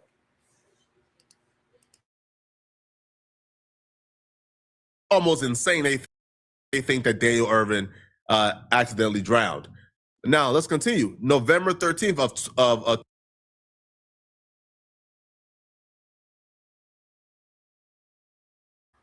Oh, my fault. He accidentally drowned it, supposedly. It was somebody else that was hung from a tree. My fault. 2025, all right? Torrance Tory Medley, right? 39 years old. They was quote unquote found hanging from a tree. They claim they put themselves there. All right, let's continue. Another one, Cal Basinga, 21. There's so much more that I didn't even get a chance to go through. Yeah, but people are sick and tired of being told, you know, that these young men and women, you know, their deaths are either accidental or self-inflicted, and people ain't buying it anymore. They just not, and they're calling for accountability, right? So one person, well, again, like Damian Cameron, right? So following his death, after an encounter with Rankin County Sheriff's deputies, Dr. Turner office classified the manner of the death as undetermined. Independent forensic pathologists later concluded that the evidence supported a homicide determination, raising a significant question about the original findings, and rather critical evidence was appropriately evaluated. And that's also a part of the problem here. Their office did an autopsy on Nolan Wells. They completely just never notified us, hey, yo, there's like a red spot in the back of Nolan's head and neck that needs to be looked into. They just bypassed that completely, never addressed it, never mentioned it. And it took an independent autopsy for them to point out, hold on, he had like a red spot in the back of his neck. That's pretty unusual there. But Stacey Turner in her office found no need to mention that. They had to find out via an independent investigator, right, during the independent autopsy. So now we're having the independent autopsies, right? The independent investigators, they're coming to different conclusions that this medical examiner in Mississippi is coming up with. And the deaths are young Black men and women. And with the history of Mississippi, if the results that you guys is coming up with, it keeps contradicting independent investigations, then we got to figure out who's lying. The independent investigator got no reason to lie. They're not invested in this small town. No, they're just doing their jobs. So people are asking some real questions here, man. So they continued. Shannon Wilson, his family has publicly expressed concern that his body was embalmed before they believe a necessary forensic examination had been completed, thereby limiting opportunities for additional independent analysis. Whether or not protocol was followed, the circumstances have further eroded public confidence in the integrity and transparency of Mississippi's death investigation process. Nolan Wells, we know all about Nolan Wells, okay? Like Nolan Wells, his death has likely become the subject of significant public scrutiny. An independent forensic pathologist concluded that the manner of his death should remain undetermined pending further investigation and stated that foul play cannot be excluded. That opinion stands in contrast to the state's conclusion and underscores the need for objective review. Again, there's so much more. And, they're saying, listen, man, right, we want for you guys to appoint an independent panel of board-certified forensic pathologists from outside the state of Mississippi to review disputed death investigations overseen by Stacey Turner. Conduct a comprehensive audit of death classifications in cases where credible concerns have been raised by families or supported by independent forensic opinions. And I believe that's more than fair. Like, I think that's fair, right?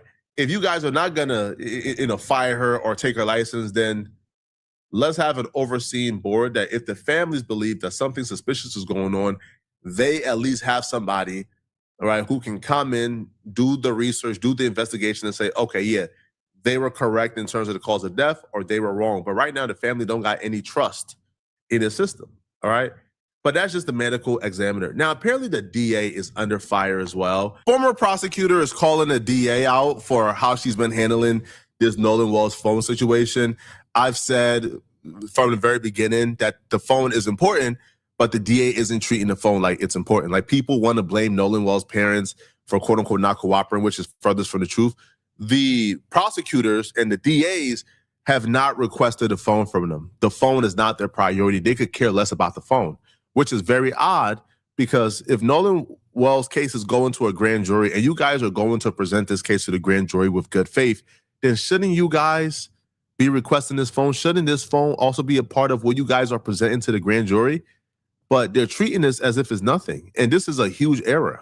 The phone in the Nolan Wells case, I have a message directly to DA Angel Myers McGrath from a former prosecutor who did the same job you did, 30 years criminal trial experience, certified criminal trial lawyer, former head county prosecutor. Please listen carefully.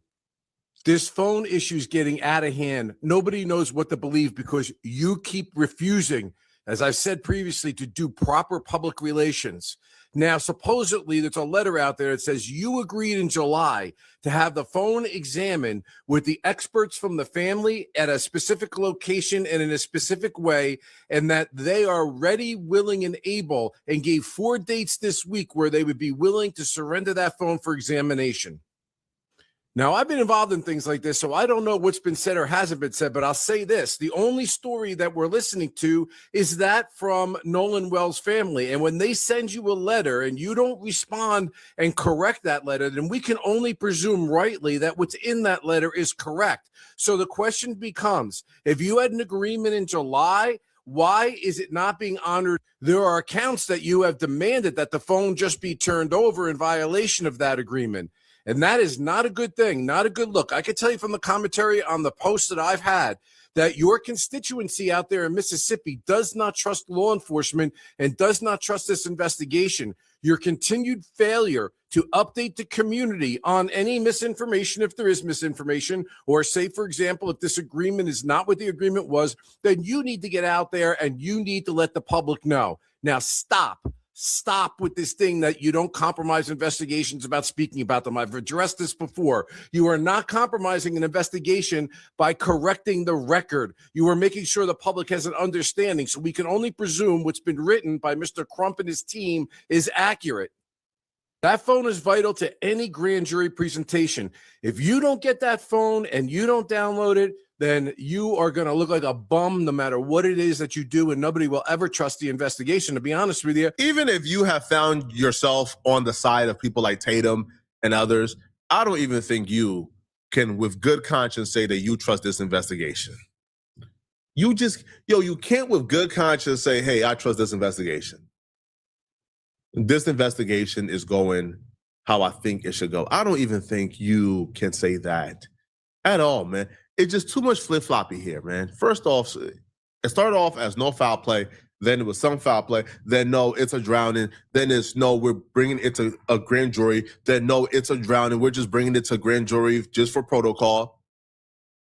Now is, according to Secret Service Sam and others, there's intel that this case is now being investigated as a criminal case and not just an accidental drowning. Secret Service Sam here with a Nolan Xavier Wells update, and little birdies are saying, it's not been completely verified, but that I'm hearing that somebody who has an inside source is saying the DA's office in Mississippi is now looking at the Nolan Wells case as a criminal investigation and no longer an accidental drowning. Now, we can only pray that this is true. Obviously, we can't celebrate. We can't get excited at all because I have not seen Ben Crump announce this.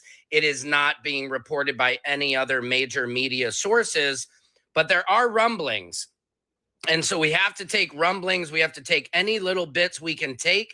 Remember, no stone unturned. We must look in every single direction. We must continue to keep the pressure on. That pressure to me is very important. That pressure is very important because that pressure is why TMZ, no more than about 2 weeks ago, was calling all of us crazy conspiracy theorists. They were running PR on behalf of Nolan Wells, quote unquote friends.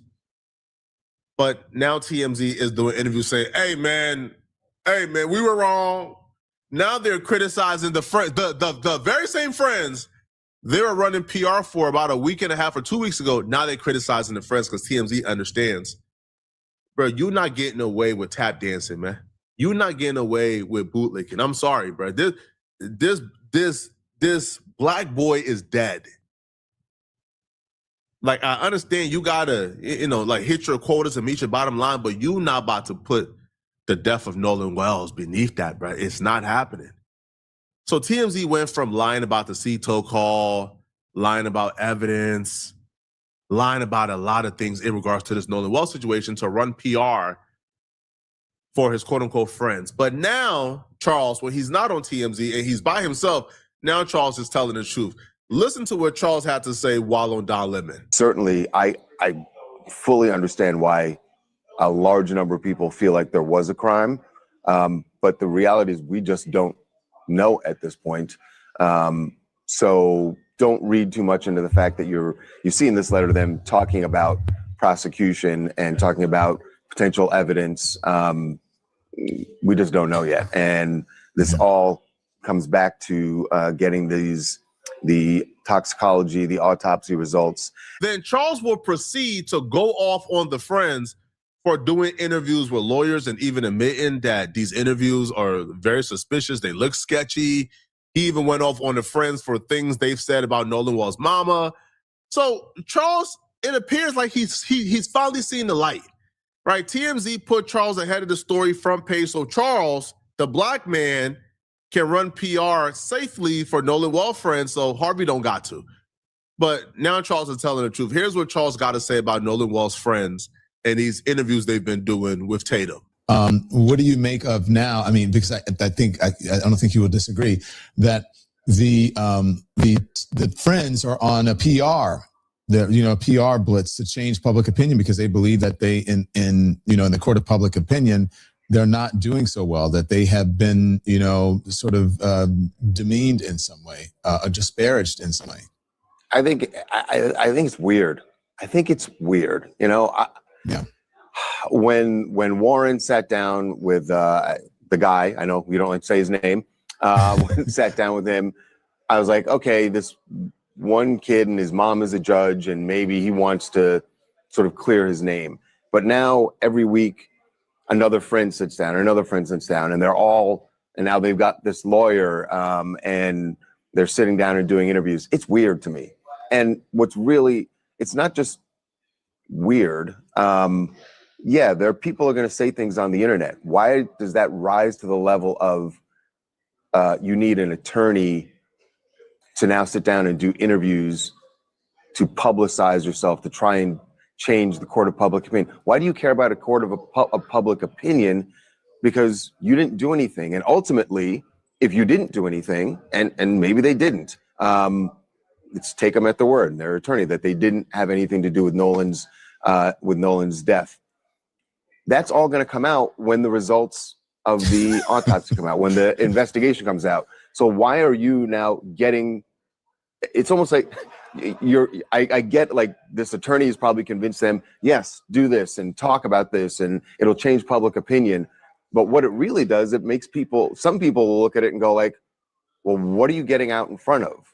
Bingo. And when he says it's weird, especially when you take into consideration, Nolan Wells' parents or his team have not said they're suing the boys for anything yet.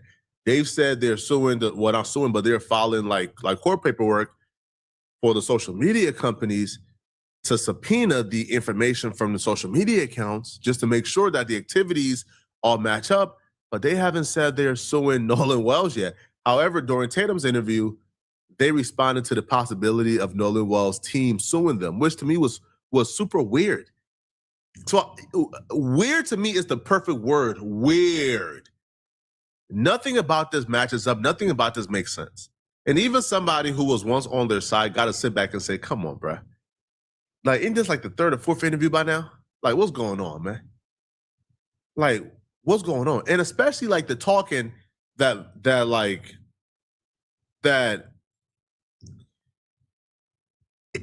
yo, it really hurt me seeing them attack that boy's mama. Like, that really affected me. Yo, you could watch like Christine interviews, bruh. Like, Christine ain't trying to bother nobody, bruh. And even Charles said the same thing, man, that them going after his mama was a low blow. It was low. These boys got to start taking advice from their parents, man, and not this lawyer. Bro, if their parents is telling them to go after the mama, now that's just a bad mistake, man. If you didn't do anything, there's nothing to get out in front of. So in some ways, it can backfire on you. It's just weird to me. And then you also run the risk of what did happen is that one of these kids sits down and blasts Nolan's mom and says that she was wrong to put out that photo, and that's not going to play well in the public for you, man. That you're attacking the mother of your best friend, who you're so distraught about losing him, yet you're doing an interview where you're attacking his mom. Yeah. It's just stupid. Like, it's disgusting. It's disgusting, Charles. I agree. It is disgusting. That's the right term for it. Disgusting. Let me know in the comment section, what do you guys think about this, man? Who do you guys think should receive consequences here? Who do you guys think has been more flagrant, the DA or the medical examiner? Let me know in the comment section. If you're still watching and you want to watch another good video, click on this video right here, somewhere on my screen, somewhere here, or here to find out about the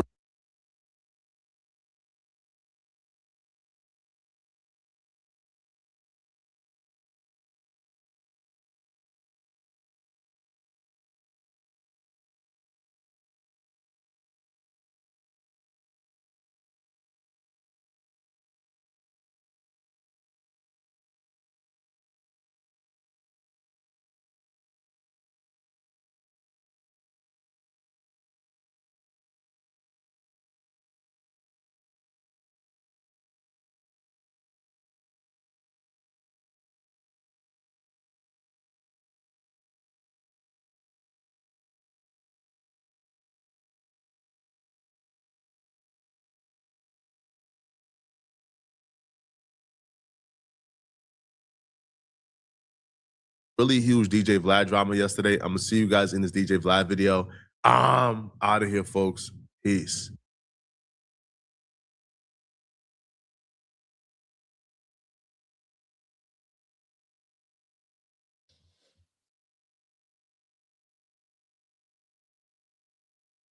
There was a shooting that took place at the Marathon Burger grand opening in Long Beach that left one person dead. Now, that murder has been unsolved until now. The developing news in Long Beach, where one person is dead and two others are injured after gunfire disrupts the grand opening of a restaurant founded by the family of late rapper Nipsey Hussle.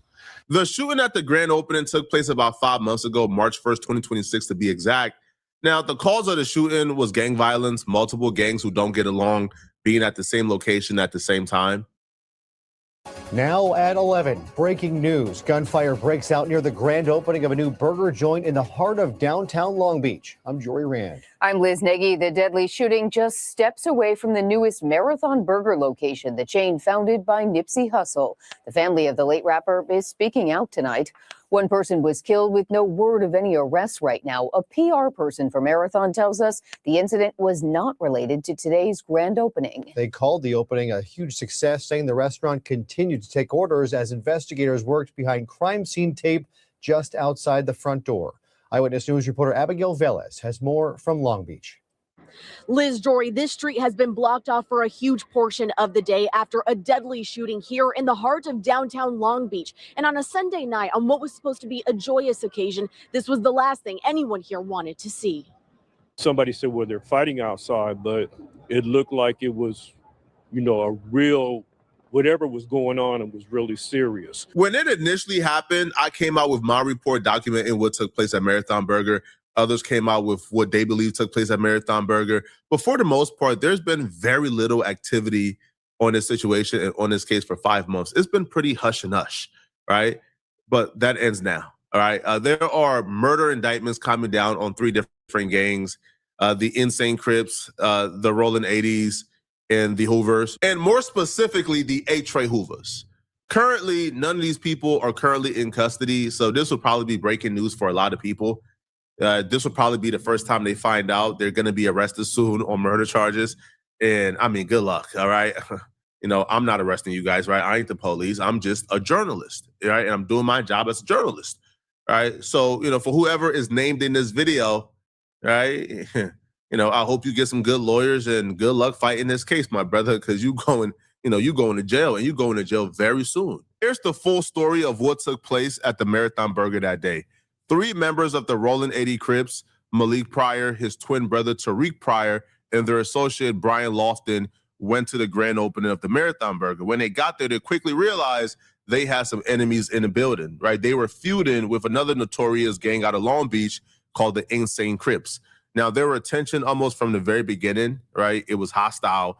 So they up and left the Marathon Burger briefly. When they left the Marathon Burger, they walked back to Malik's car. His car was parked on the street, like to the side. So Malik got to his car first. As you see Malik right here, he goes around the vehicle, opens up the car, goes in the car, and grabs a hoodie. Now, he grabs the hoodie and begins to change his clothes up.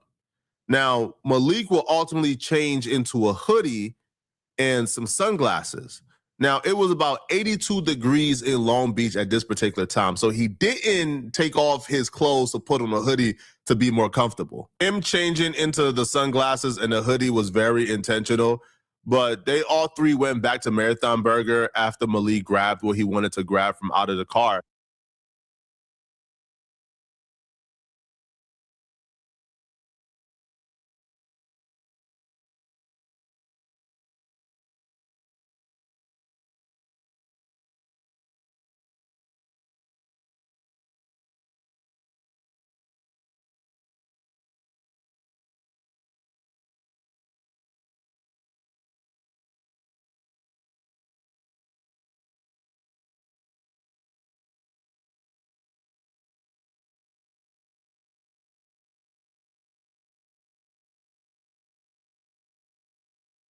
When they went back to the Marathon Burger, Black Sam was quickly alerted that there was tension in the building. Right? The Rolling 80s and the Insane Crips were in the same building. You know, there was tension. There was words thrown back and forth.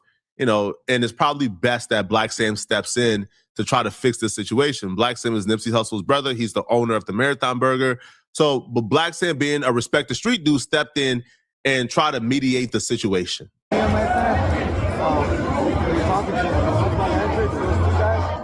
All these homies right here, they don't want them here. I don't know if they're from another hood, but that's what it looks like. They don't want them here.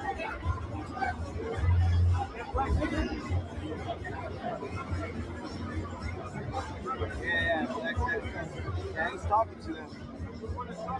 Yeah, he's talking to them. Getting it? In the video, you can see Black Sam literally pleading with them to just leave because they were surrounded by the Insane Crips. They were drastically outnumbered. Like, it was like 10-1. It was like 3 of them and like 30 to 40 Insane Crips just in the building. So Black Sam understood the dynamics and understood how much danger they were in. Out of the 30 or 40 Insane Crips that were present at the Marathon Burger grand opening, the ones that have been identified on camera is Donovan Holcomb, Royal Hugan, Kevin Moore, Jordan Bumphis. Now, Jordan Bumphis, his picture is circled because he's very important and very crucial in this murder homicide investigation. Tajon Hill, Tyjair Hill, Ryder Huglin, Kamari Jones, and Christopher Thorne. Now, Tyjair Hill and Kamari Jones, they've been circled because they're also very crucial in this murder investigation as well. The Insane Crips already outnumbered the Rolling 80s by like 10-1, maybe 15-1, but it got even worse for the Rolling 80s because the Insane Crips had their allies at the Marathon Burger as well. Kamari Jones got a relationship with Kareem Jones, who's from A-Tray Hoovers. So the A-Tray Hoovers was riding with the Insane Crips as well. So now the rolling 80s, like 3 or 4 deep, is looking at, in opposition, right, in a man force of 40 to 50 that they might have to go up against if they stay at the Marathon Burger. If you look at the video more closely of Black Sam talking to Tariq Pryor and Brian Lofton, you see Kevin Moore, the insane Crip, right here. Now, he's giving directions to somebody off camera, but they're literally surrounded right now by insane Crips. It's Brian is Tariq, the rolling 80s, literally surrounded by a gang of insane Crips. Now, if you move over right here, what you see is Malik. So Malik is right here as his brother is talking to Black Sam. Malik got his eyes on Kevin Moore, the insane Crip. Now, Malik got his hands in his pocket, which would indicate that Malik got a gun, right? Malik got a gun on him. So he's watching right now, trying to figure out what's going on, okay? So once Black Sam convinced them, okay, listen, man, y'all surrounded, y'all got to go, they agreed. Once they agreed to leave, Black Sam gathered up a bunch of dudes, and they began to escort the rolling 80s from off the Marathon Burger premises. So as they're walking away, I began to realize something. When I'm looking at the footage, their car was parked on the street in the other direction. Black Sam was supposed to be escorting them to their vehicle. They told Black Sam their vehicle was in the garage, but their vehicle was actually parked on the street in the opposite direction. So Black Sam and a bunch of dudes is walking them to the garage. The insane Crips is following behind. And when they get to the garage, Malik Pryor speeds up and goes in the garage first. Tariq Pryor stays behind and he is slowly walking. Malik Pryor hurries up and go to the garage first, and he waits for Tariq Pryor to come in the garage, for Brian Lofton to come in the garage. They're taking their time. Now, as they get to the entrance of the garage, all hell broke loose. Right at this moment, right when Tariq Pryor gets to the garage entrance, Jordan Bumpus punches him. Jordan Bumpus is from Insane Crip. Tariq Pryor is one of the 3 rolling 80s. Now, as soon as the punch happens, everybody begins to swarm Tariq Pryor. But like I stated before, Malik Pryor has sped up and was already in the garage. So as everybody is pushing forward, gunshot starts to go off and everybody begins to run out. The person you see running out the garage is Kareem Jones. That's the A-Tray Hoover. And he was actually grazed by gunshots, if not hit directly. But Kareem, a.k.a. Treyway 7, a.k.a. Chucky Finster, was not the only one shot that day. An Insane Crip member called Kamari Jones was also shot. Now, he was put in critical condition, but he ultimately survived. The only gunshot victim who died from his injuries was Brian Lofton. Brian Lofton was shot in the head and died at the scene. Brian Lofton was one of 3 rolling 80 Crips. And the shooter was the other rolling 80 Crip, Malik Pryor. Now, Malik Pryor accidentally shot his own friend, his own padre, in the head, Brian Lofton. Now, I don't think this was intentional. I think it was accidental, right? I think Malik Pryor was very reckless with how he was shooting and just began to shoot at who he thought was advancing on him. And Brian Lofton just happened to be nearby and he got shot in the head. Unfortunately for Malik, he don't get to scream self-defense because of his actions that day. He went to the vehicle to grab the gun and grab a hoodie and grab sunglasses to conceal his identity. When they were supposed to be walking them to their car, they intentionally led them to a garage where they weren't parked. They had no cars in that garage. They weren't parked in that garage, but they led them to the garage. Malik sped up and waited in the garage with his pistol. And as people advanced in the garage, he began to shoot. Now, that was clearly intentional. That was clearly premeditated. That was not accidental, because if they were supposed to walk into your car, then you would just walk them to your car. You wouldn't walk them to a garage where you feel like there's no cameras and you could do this. Now, when shots rang off, police were about a couple feet away. So police got to the scene almost immediately.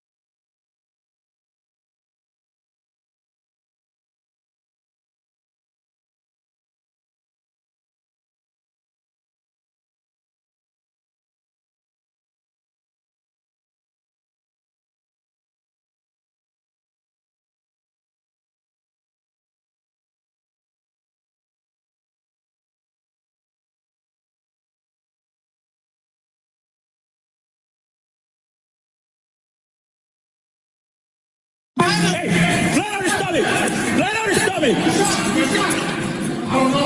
We got one person down, and we have possibly 4 shots. I'm the DJ, bro. Hands on the back. Hands on the back. Hey, more people. Right here. Hey, back up. Back up. I'm just the DJ. Hey, I'm just the DJ. Hey. I was walking back to my room. Now we just heard shots. Can you help me up? Oh, bro. Back up. Can you help me up? I was just walking on hard. Back up.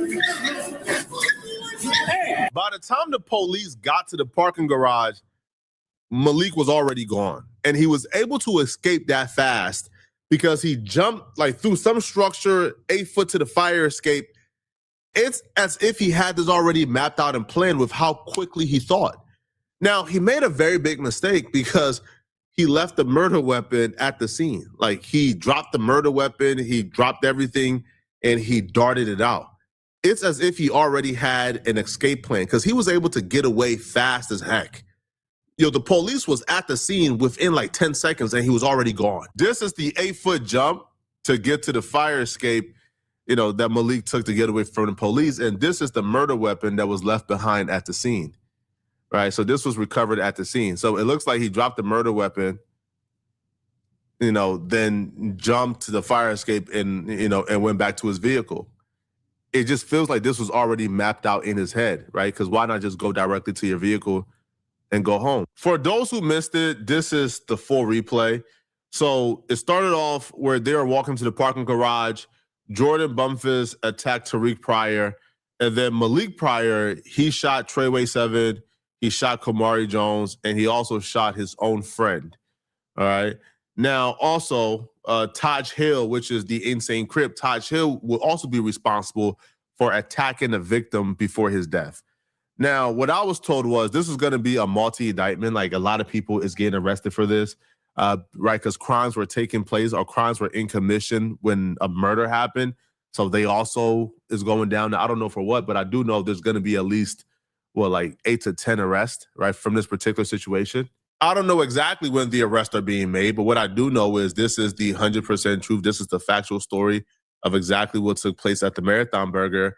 And, right, I guess we can, lay dead the narratives down that, that I was lying or anybody was lying about this stemming from the Marathon Burger restaurant, and then it extended outside of it. But for some reason, people were saying, oh, this had nothing to do with the Marathon Burger. They weren't even at the Marathon Burger. They were never at the Marathon Burger. These people weren't weren't even there. They were never there for I don't know. Folks think that we come on this internet just to lie for some reason. No, bro. Everything I say on this channel, right? I'm saying it because I think it's the truth. And 99.9% of the time, I get some really, really, really, really great intel. I had the full story 30 minutes after it happened, and I reported it, right? Because again, I'm a journalist. I do my, due diligence, and there's sometimes I may get it wrong, but I'll take ownership. But yeah, this is the full story, man. Malik Pryor, sir, goodbye, man. You feel me? And everybody else, I don't think it's my place right now to really tell you guys, the 8 to 10 people that are going to be arrested. You feel me? I have a full list of the names that are being indicted. They're not in custody yet, so I'm not gonna, you feel me, reveal it, right? I'm gonna let justice to take its course. But just know, man, listen, y'all are out of here, all right? And there's nothing y'all can do about it, man. All right, y'all fates have already been sealed, man. All right. It's about 8 to 10 arrests coming from all 3 gangs: the Hoovers, the Rolling 80s, and the Insane Crips. Okay. Y'all let me know what y'all think about this, man. Do y'all want me to also release some more indictments? I got 3 right now in the chamber that I haven't released. Is some prominent media personalities / gang members who are involved in these indictments that are coming. But y'all let me know what y'all want, man. Y'all want me to release it or not? Let me know, okay? All right, if you're still watching this video and you want to watch another good video, then click on this video right here somewhere on my screen where I break down why this white woman is claiming that, that she knows who killed Nolan Wells. I'm gonna see you guys in this Nolan Wells video. I'm out of here, folks. Peace.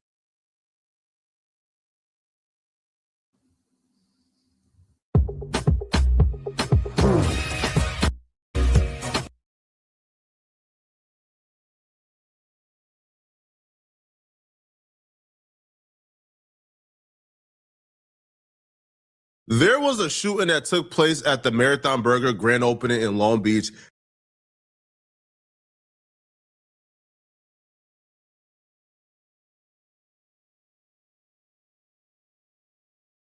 This white woman right here is claiming that she was one of the last people who saw Nolan. And when she saw Nolan, he was involved in an altercation with somebody who, in her words, is going to go to jail based on what she witnessed. Now, somehow, some way, and a lot of you guys probably already suspect this, somehow, some way, Officer Tatum is involved somewhere in this equation, in which you will find out at some point in this video. But here is what she has to say. Now, her page is on private, so we only have people reading what she said on her page. So this is what she had to say in terms of, the last sighting of Nolan. Now, apparently, she didn't just see Nolan by herself. It was her and her husband who witnessed this. I have not spoken publicly about this before, but I witnessed an altercation involving Nolan Wells from a boat nearby. What I saw has stayed with me, and I believe it's important information. I have provided or intend to provide my account to the appropriate investigators because Nolan's family deserves the truth. Out of respect for the ongoing investigation, I won't speculate beyond what I personally observed. While I was on the boat near the area, I witnessed an altercation involving Nolan Wells and several other individuals. I saw what appeared to be an argument that escalated after there was a dispute involving Nolan's phone. I heard Nolan yelling for his phone to be returned. The argument continued after the group reached shore, and I observed a physical fight involving Nolan and multiple people. I also observed a young woman telling them to stop. At that point, I left the area because the situation had appeared to be getting worse. I did not remain long enough to witness what happened afterward. Everything beyond what I personally observed would be speculation, so I cannot honestly say what occurred after I left.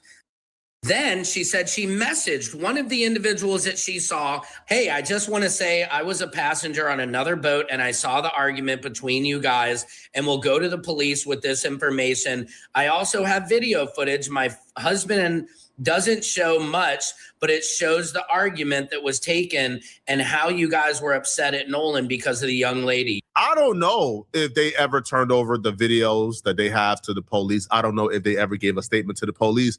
But that post is being read directly from their TikTok by Secret Service in. And the reason why we don't know if they've ever turned over information, if they ever spoke to the police, if the police have ever followed up on this, because the DA and the prosecutors don't speak to you unless you are an attorney for one of the boys. Okay? All right. Even the family can't get information from out these people, but somehow Bart's attorney had all the information in regards to Nolan Wells' autopsy before the parents had it and Chris Cuomo had it. Like ain't that odd? These information is supposed to be secret and sealed, but somehow these folks have all the information before anybody else do, but they quote unquote ain't speaking, right? Cool. So we don't know. But what I can say is be very careful, okay, about somebody's initial reaction to this. If somebody's initial reaction to this is what you're about to hear, they're very sus, right? They are very, very sketchy, okay? Now, after you hear this, there's another factor that gets really deeper. Officer Tatum and his reaction to this tells me everything I need to know about this. Tatum's reaction to this should tell us head in the water. And I know there's a controversy surrounding this. I mean, we know she knows that because she can't tell that. But having an argument with another person, a partier at Horn Island, that is significant. It could prove or disprove your friend's timeline. Well, Nancy, I think that it's a big obstacle to climb here because I've never heard of this altercation whatsoever. No. Tatum, what?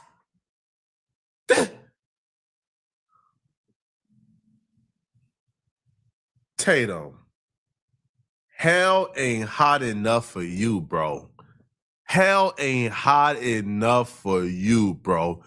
You've never heard about this altercation before, Tatum?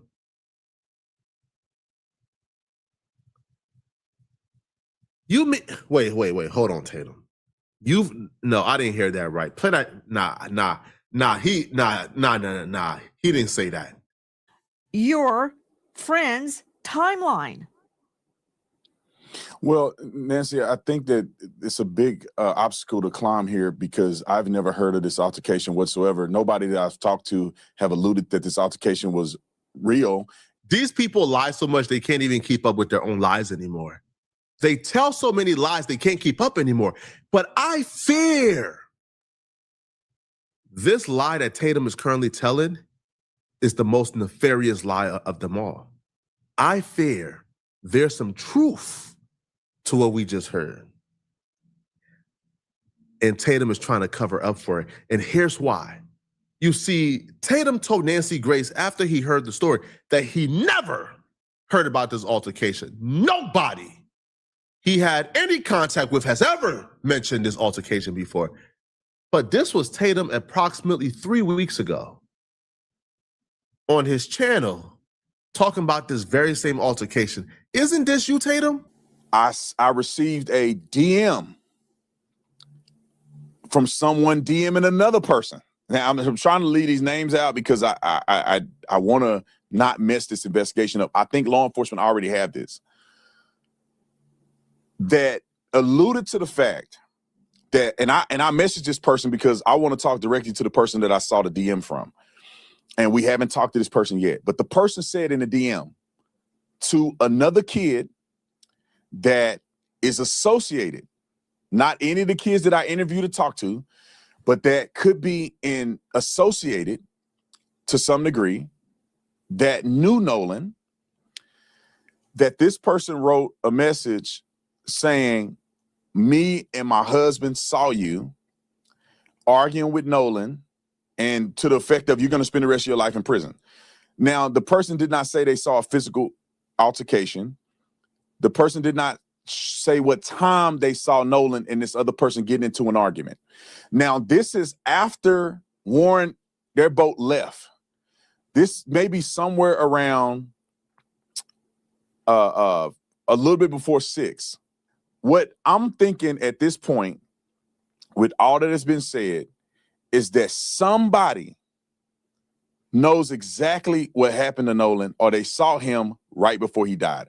I am not convinced that Nolan was just out there and drowned. Tatum was so convinced by that DM that Nolan had an altercation back and forth with somebody that he even went out on a limb to say he believed that somebody knows what happened to Nolan, somebody watched Nolan die, and he don't believe that Nolan drowned. Now, all of a sudden, after Tatum became buddies with the boys' lawyers, after the boy lawyers started to promote Tatum's bourbon and his liquor in all of their interviews, after they essentially got a partnership with Tatum, now all of a sudden, Tatum don't remember ever hearing about this altercation, but that ain't the only lie Tatum got caught in. No. In the last 24 hours, it got exposed. Damn near all of Officer Tatum, quote unquote, sources were all lies. He either made it up himself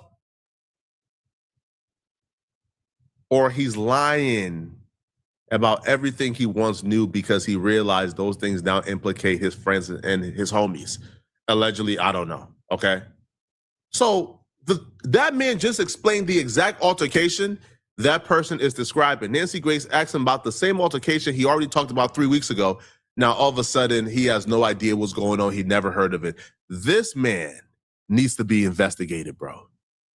Tatum needs to be investigated. They need to bring Tatum to the altar, bro. Because you can't keep getting away with this. And also Katie, whom I saw her text messages, she didn't even say this altercation occurred. What I will say is that if I was an investigator in this investigation, I want to hear that. I want to be able to compare that information to other things that we may have or other witness statements. But I don't think it's significant because it doesn't show if Nolan Wells was actually killed in that altercation. She's claiming that there was an altercation between him arguing with somebody else. There was a potential fight, but that doesn't get me to how did he drown? How did he get in the water? And how did he not recover and come home to his family? So I would take that into consideration. I would compare that to the other interviews that I've done, but I don't think it's significant whatsoever. However, I would be incredibly skeptical because there's no other statements that I've heard from anybody that comes even close to an altercation with Nolan Wells and others over a girl. Number one, he's dead. shortly after an alleged altercation with another male.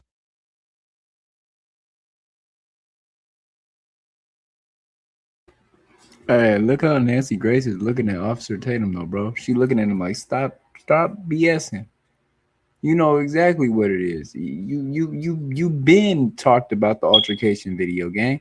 So yeah, we gonna let this play real quick and end it after that. But yeah, man, Black Sam, you know, you got people like Flacco trying to put 1 and 2 together to try to get Black Sam, you know, some legal issues for, you know, being there on that day that the shooting happened at the marathon opening between the two gangs. You feel me? Like I said, man, you got that. You got C-Mac being called out on what he did, going to the Hoovers to pass out that pizza. You got Chrisean and Blueface facing some heavy jail time. You got Wack100 being tied to the Israeli mafia because of what's his name? Wack100. Yeah, man, man. So a whole bunch of stuff, man. You got this Nolan Wells case. It's just everything's all over the place, bro. They don't know what they're saying anymore about it, bro. Everybody's forgetting their lies.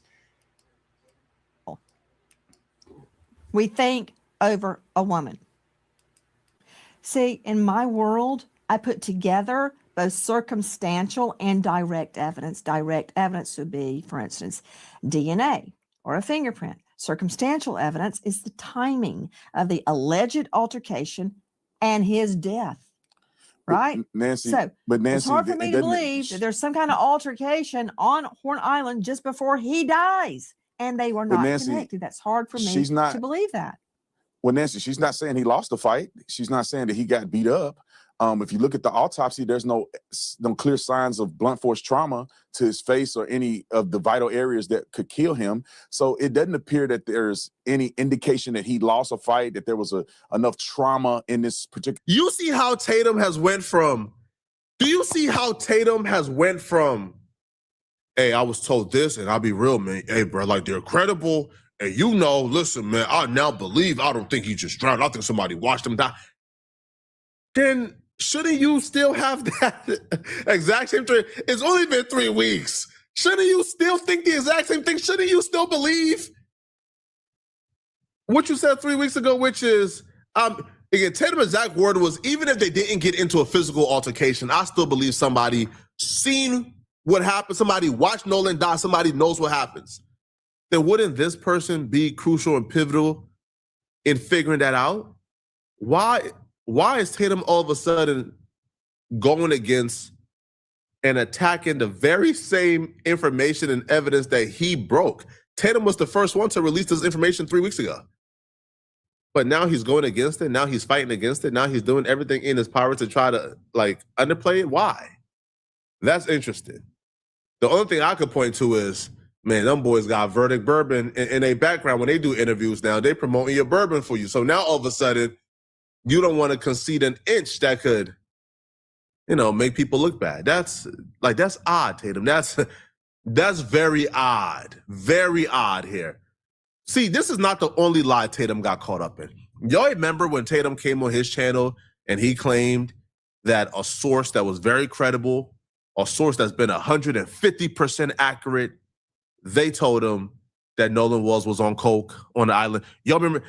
I'm sure you guys do. Y'all remember that? Well, guess what? This was also a lie. But what I was told, and you guys, please take in consideration that it's reliable sources. However, the only way to prove the truth in this is if I see it with my own eyes, if the law enforcement have the investigation of this, and also when the toxicology results come out. But people are messaging me and telling me that there is heavy drinking and there's cocaine involved. And there's a particular person whom I know this person's name. I'm not going to disclose it. I'm going to go to the police first. And then I will disclose it if it doesn't interfere in the investigation. But this person allegedly was offering people cocaine and someone close to Nolan, one of his friends, told me that this person was offered cocaine and rejected it from this person. And I was also told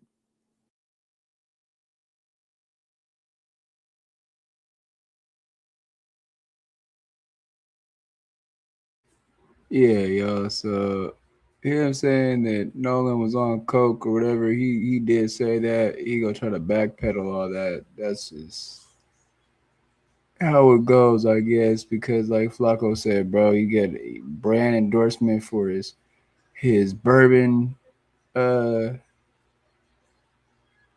company.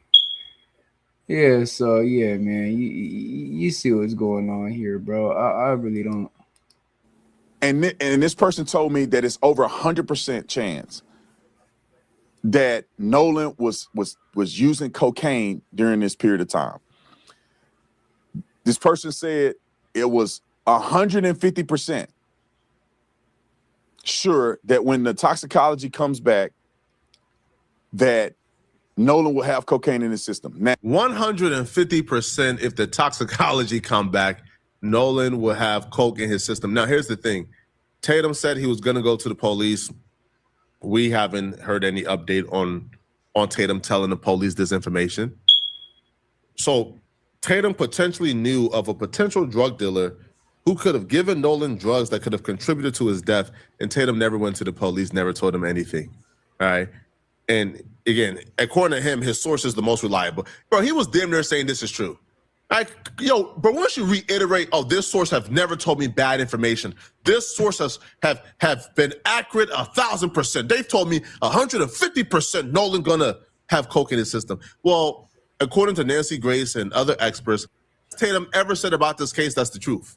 I know they're saying they're done with the autopsy and that it's complete, which means the gross findings in the autopsy room, the tox, the histology, that means that autopsy report is complete. They just hadn't released their findings yet. And speaking of that, Joe Scott Morgan, I've heard the same, that the autopsy is complete. Yeah. There are reports that there is no cocaine in Nolan's system. That's uncorroborated reports, Okay. but a good source. No cocaine in the system. Yep. Joe Scott, when the body has been in the elements, such as the water, for that long, how can I confirm if he had been drinking or not? Oh, you can still pull a BA, blood alcohol, or blood ethanol level, as it's referred to. And again, Nancy, we're not talking about someone that has been down for weeks and weeks. Tatum is now pretending like he never heard about the altercation and he never heard of her, anything about it.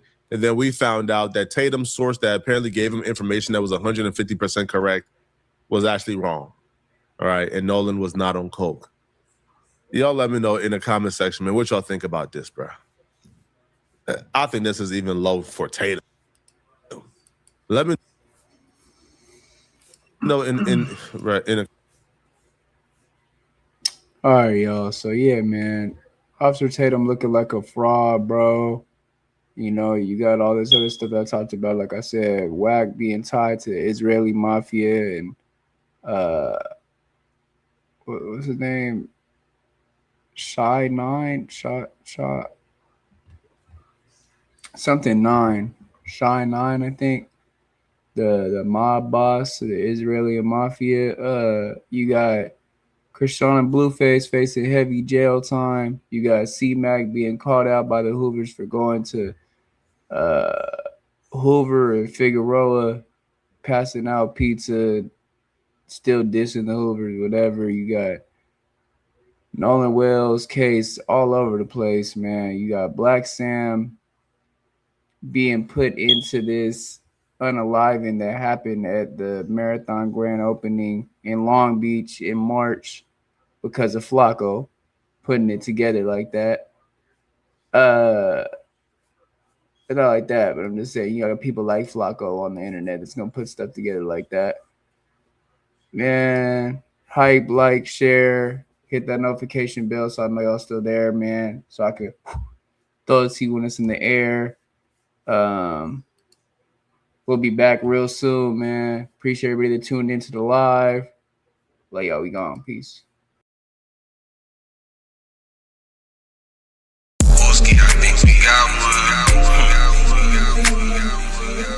Nigga, it's the motherfucking flying, nigga. Strictly power business. For the homies, RP the thugs. I'm in the field, politic, I'm with the room members. You can't say RIP.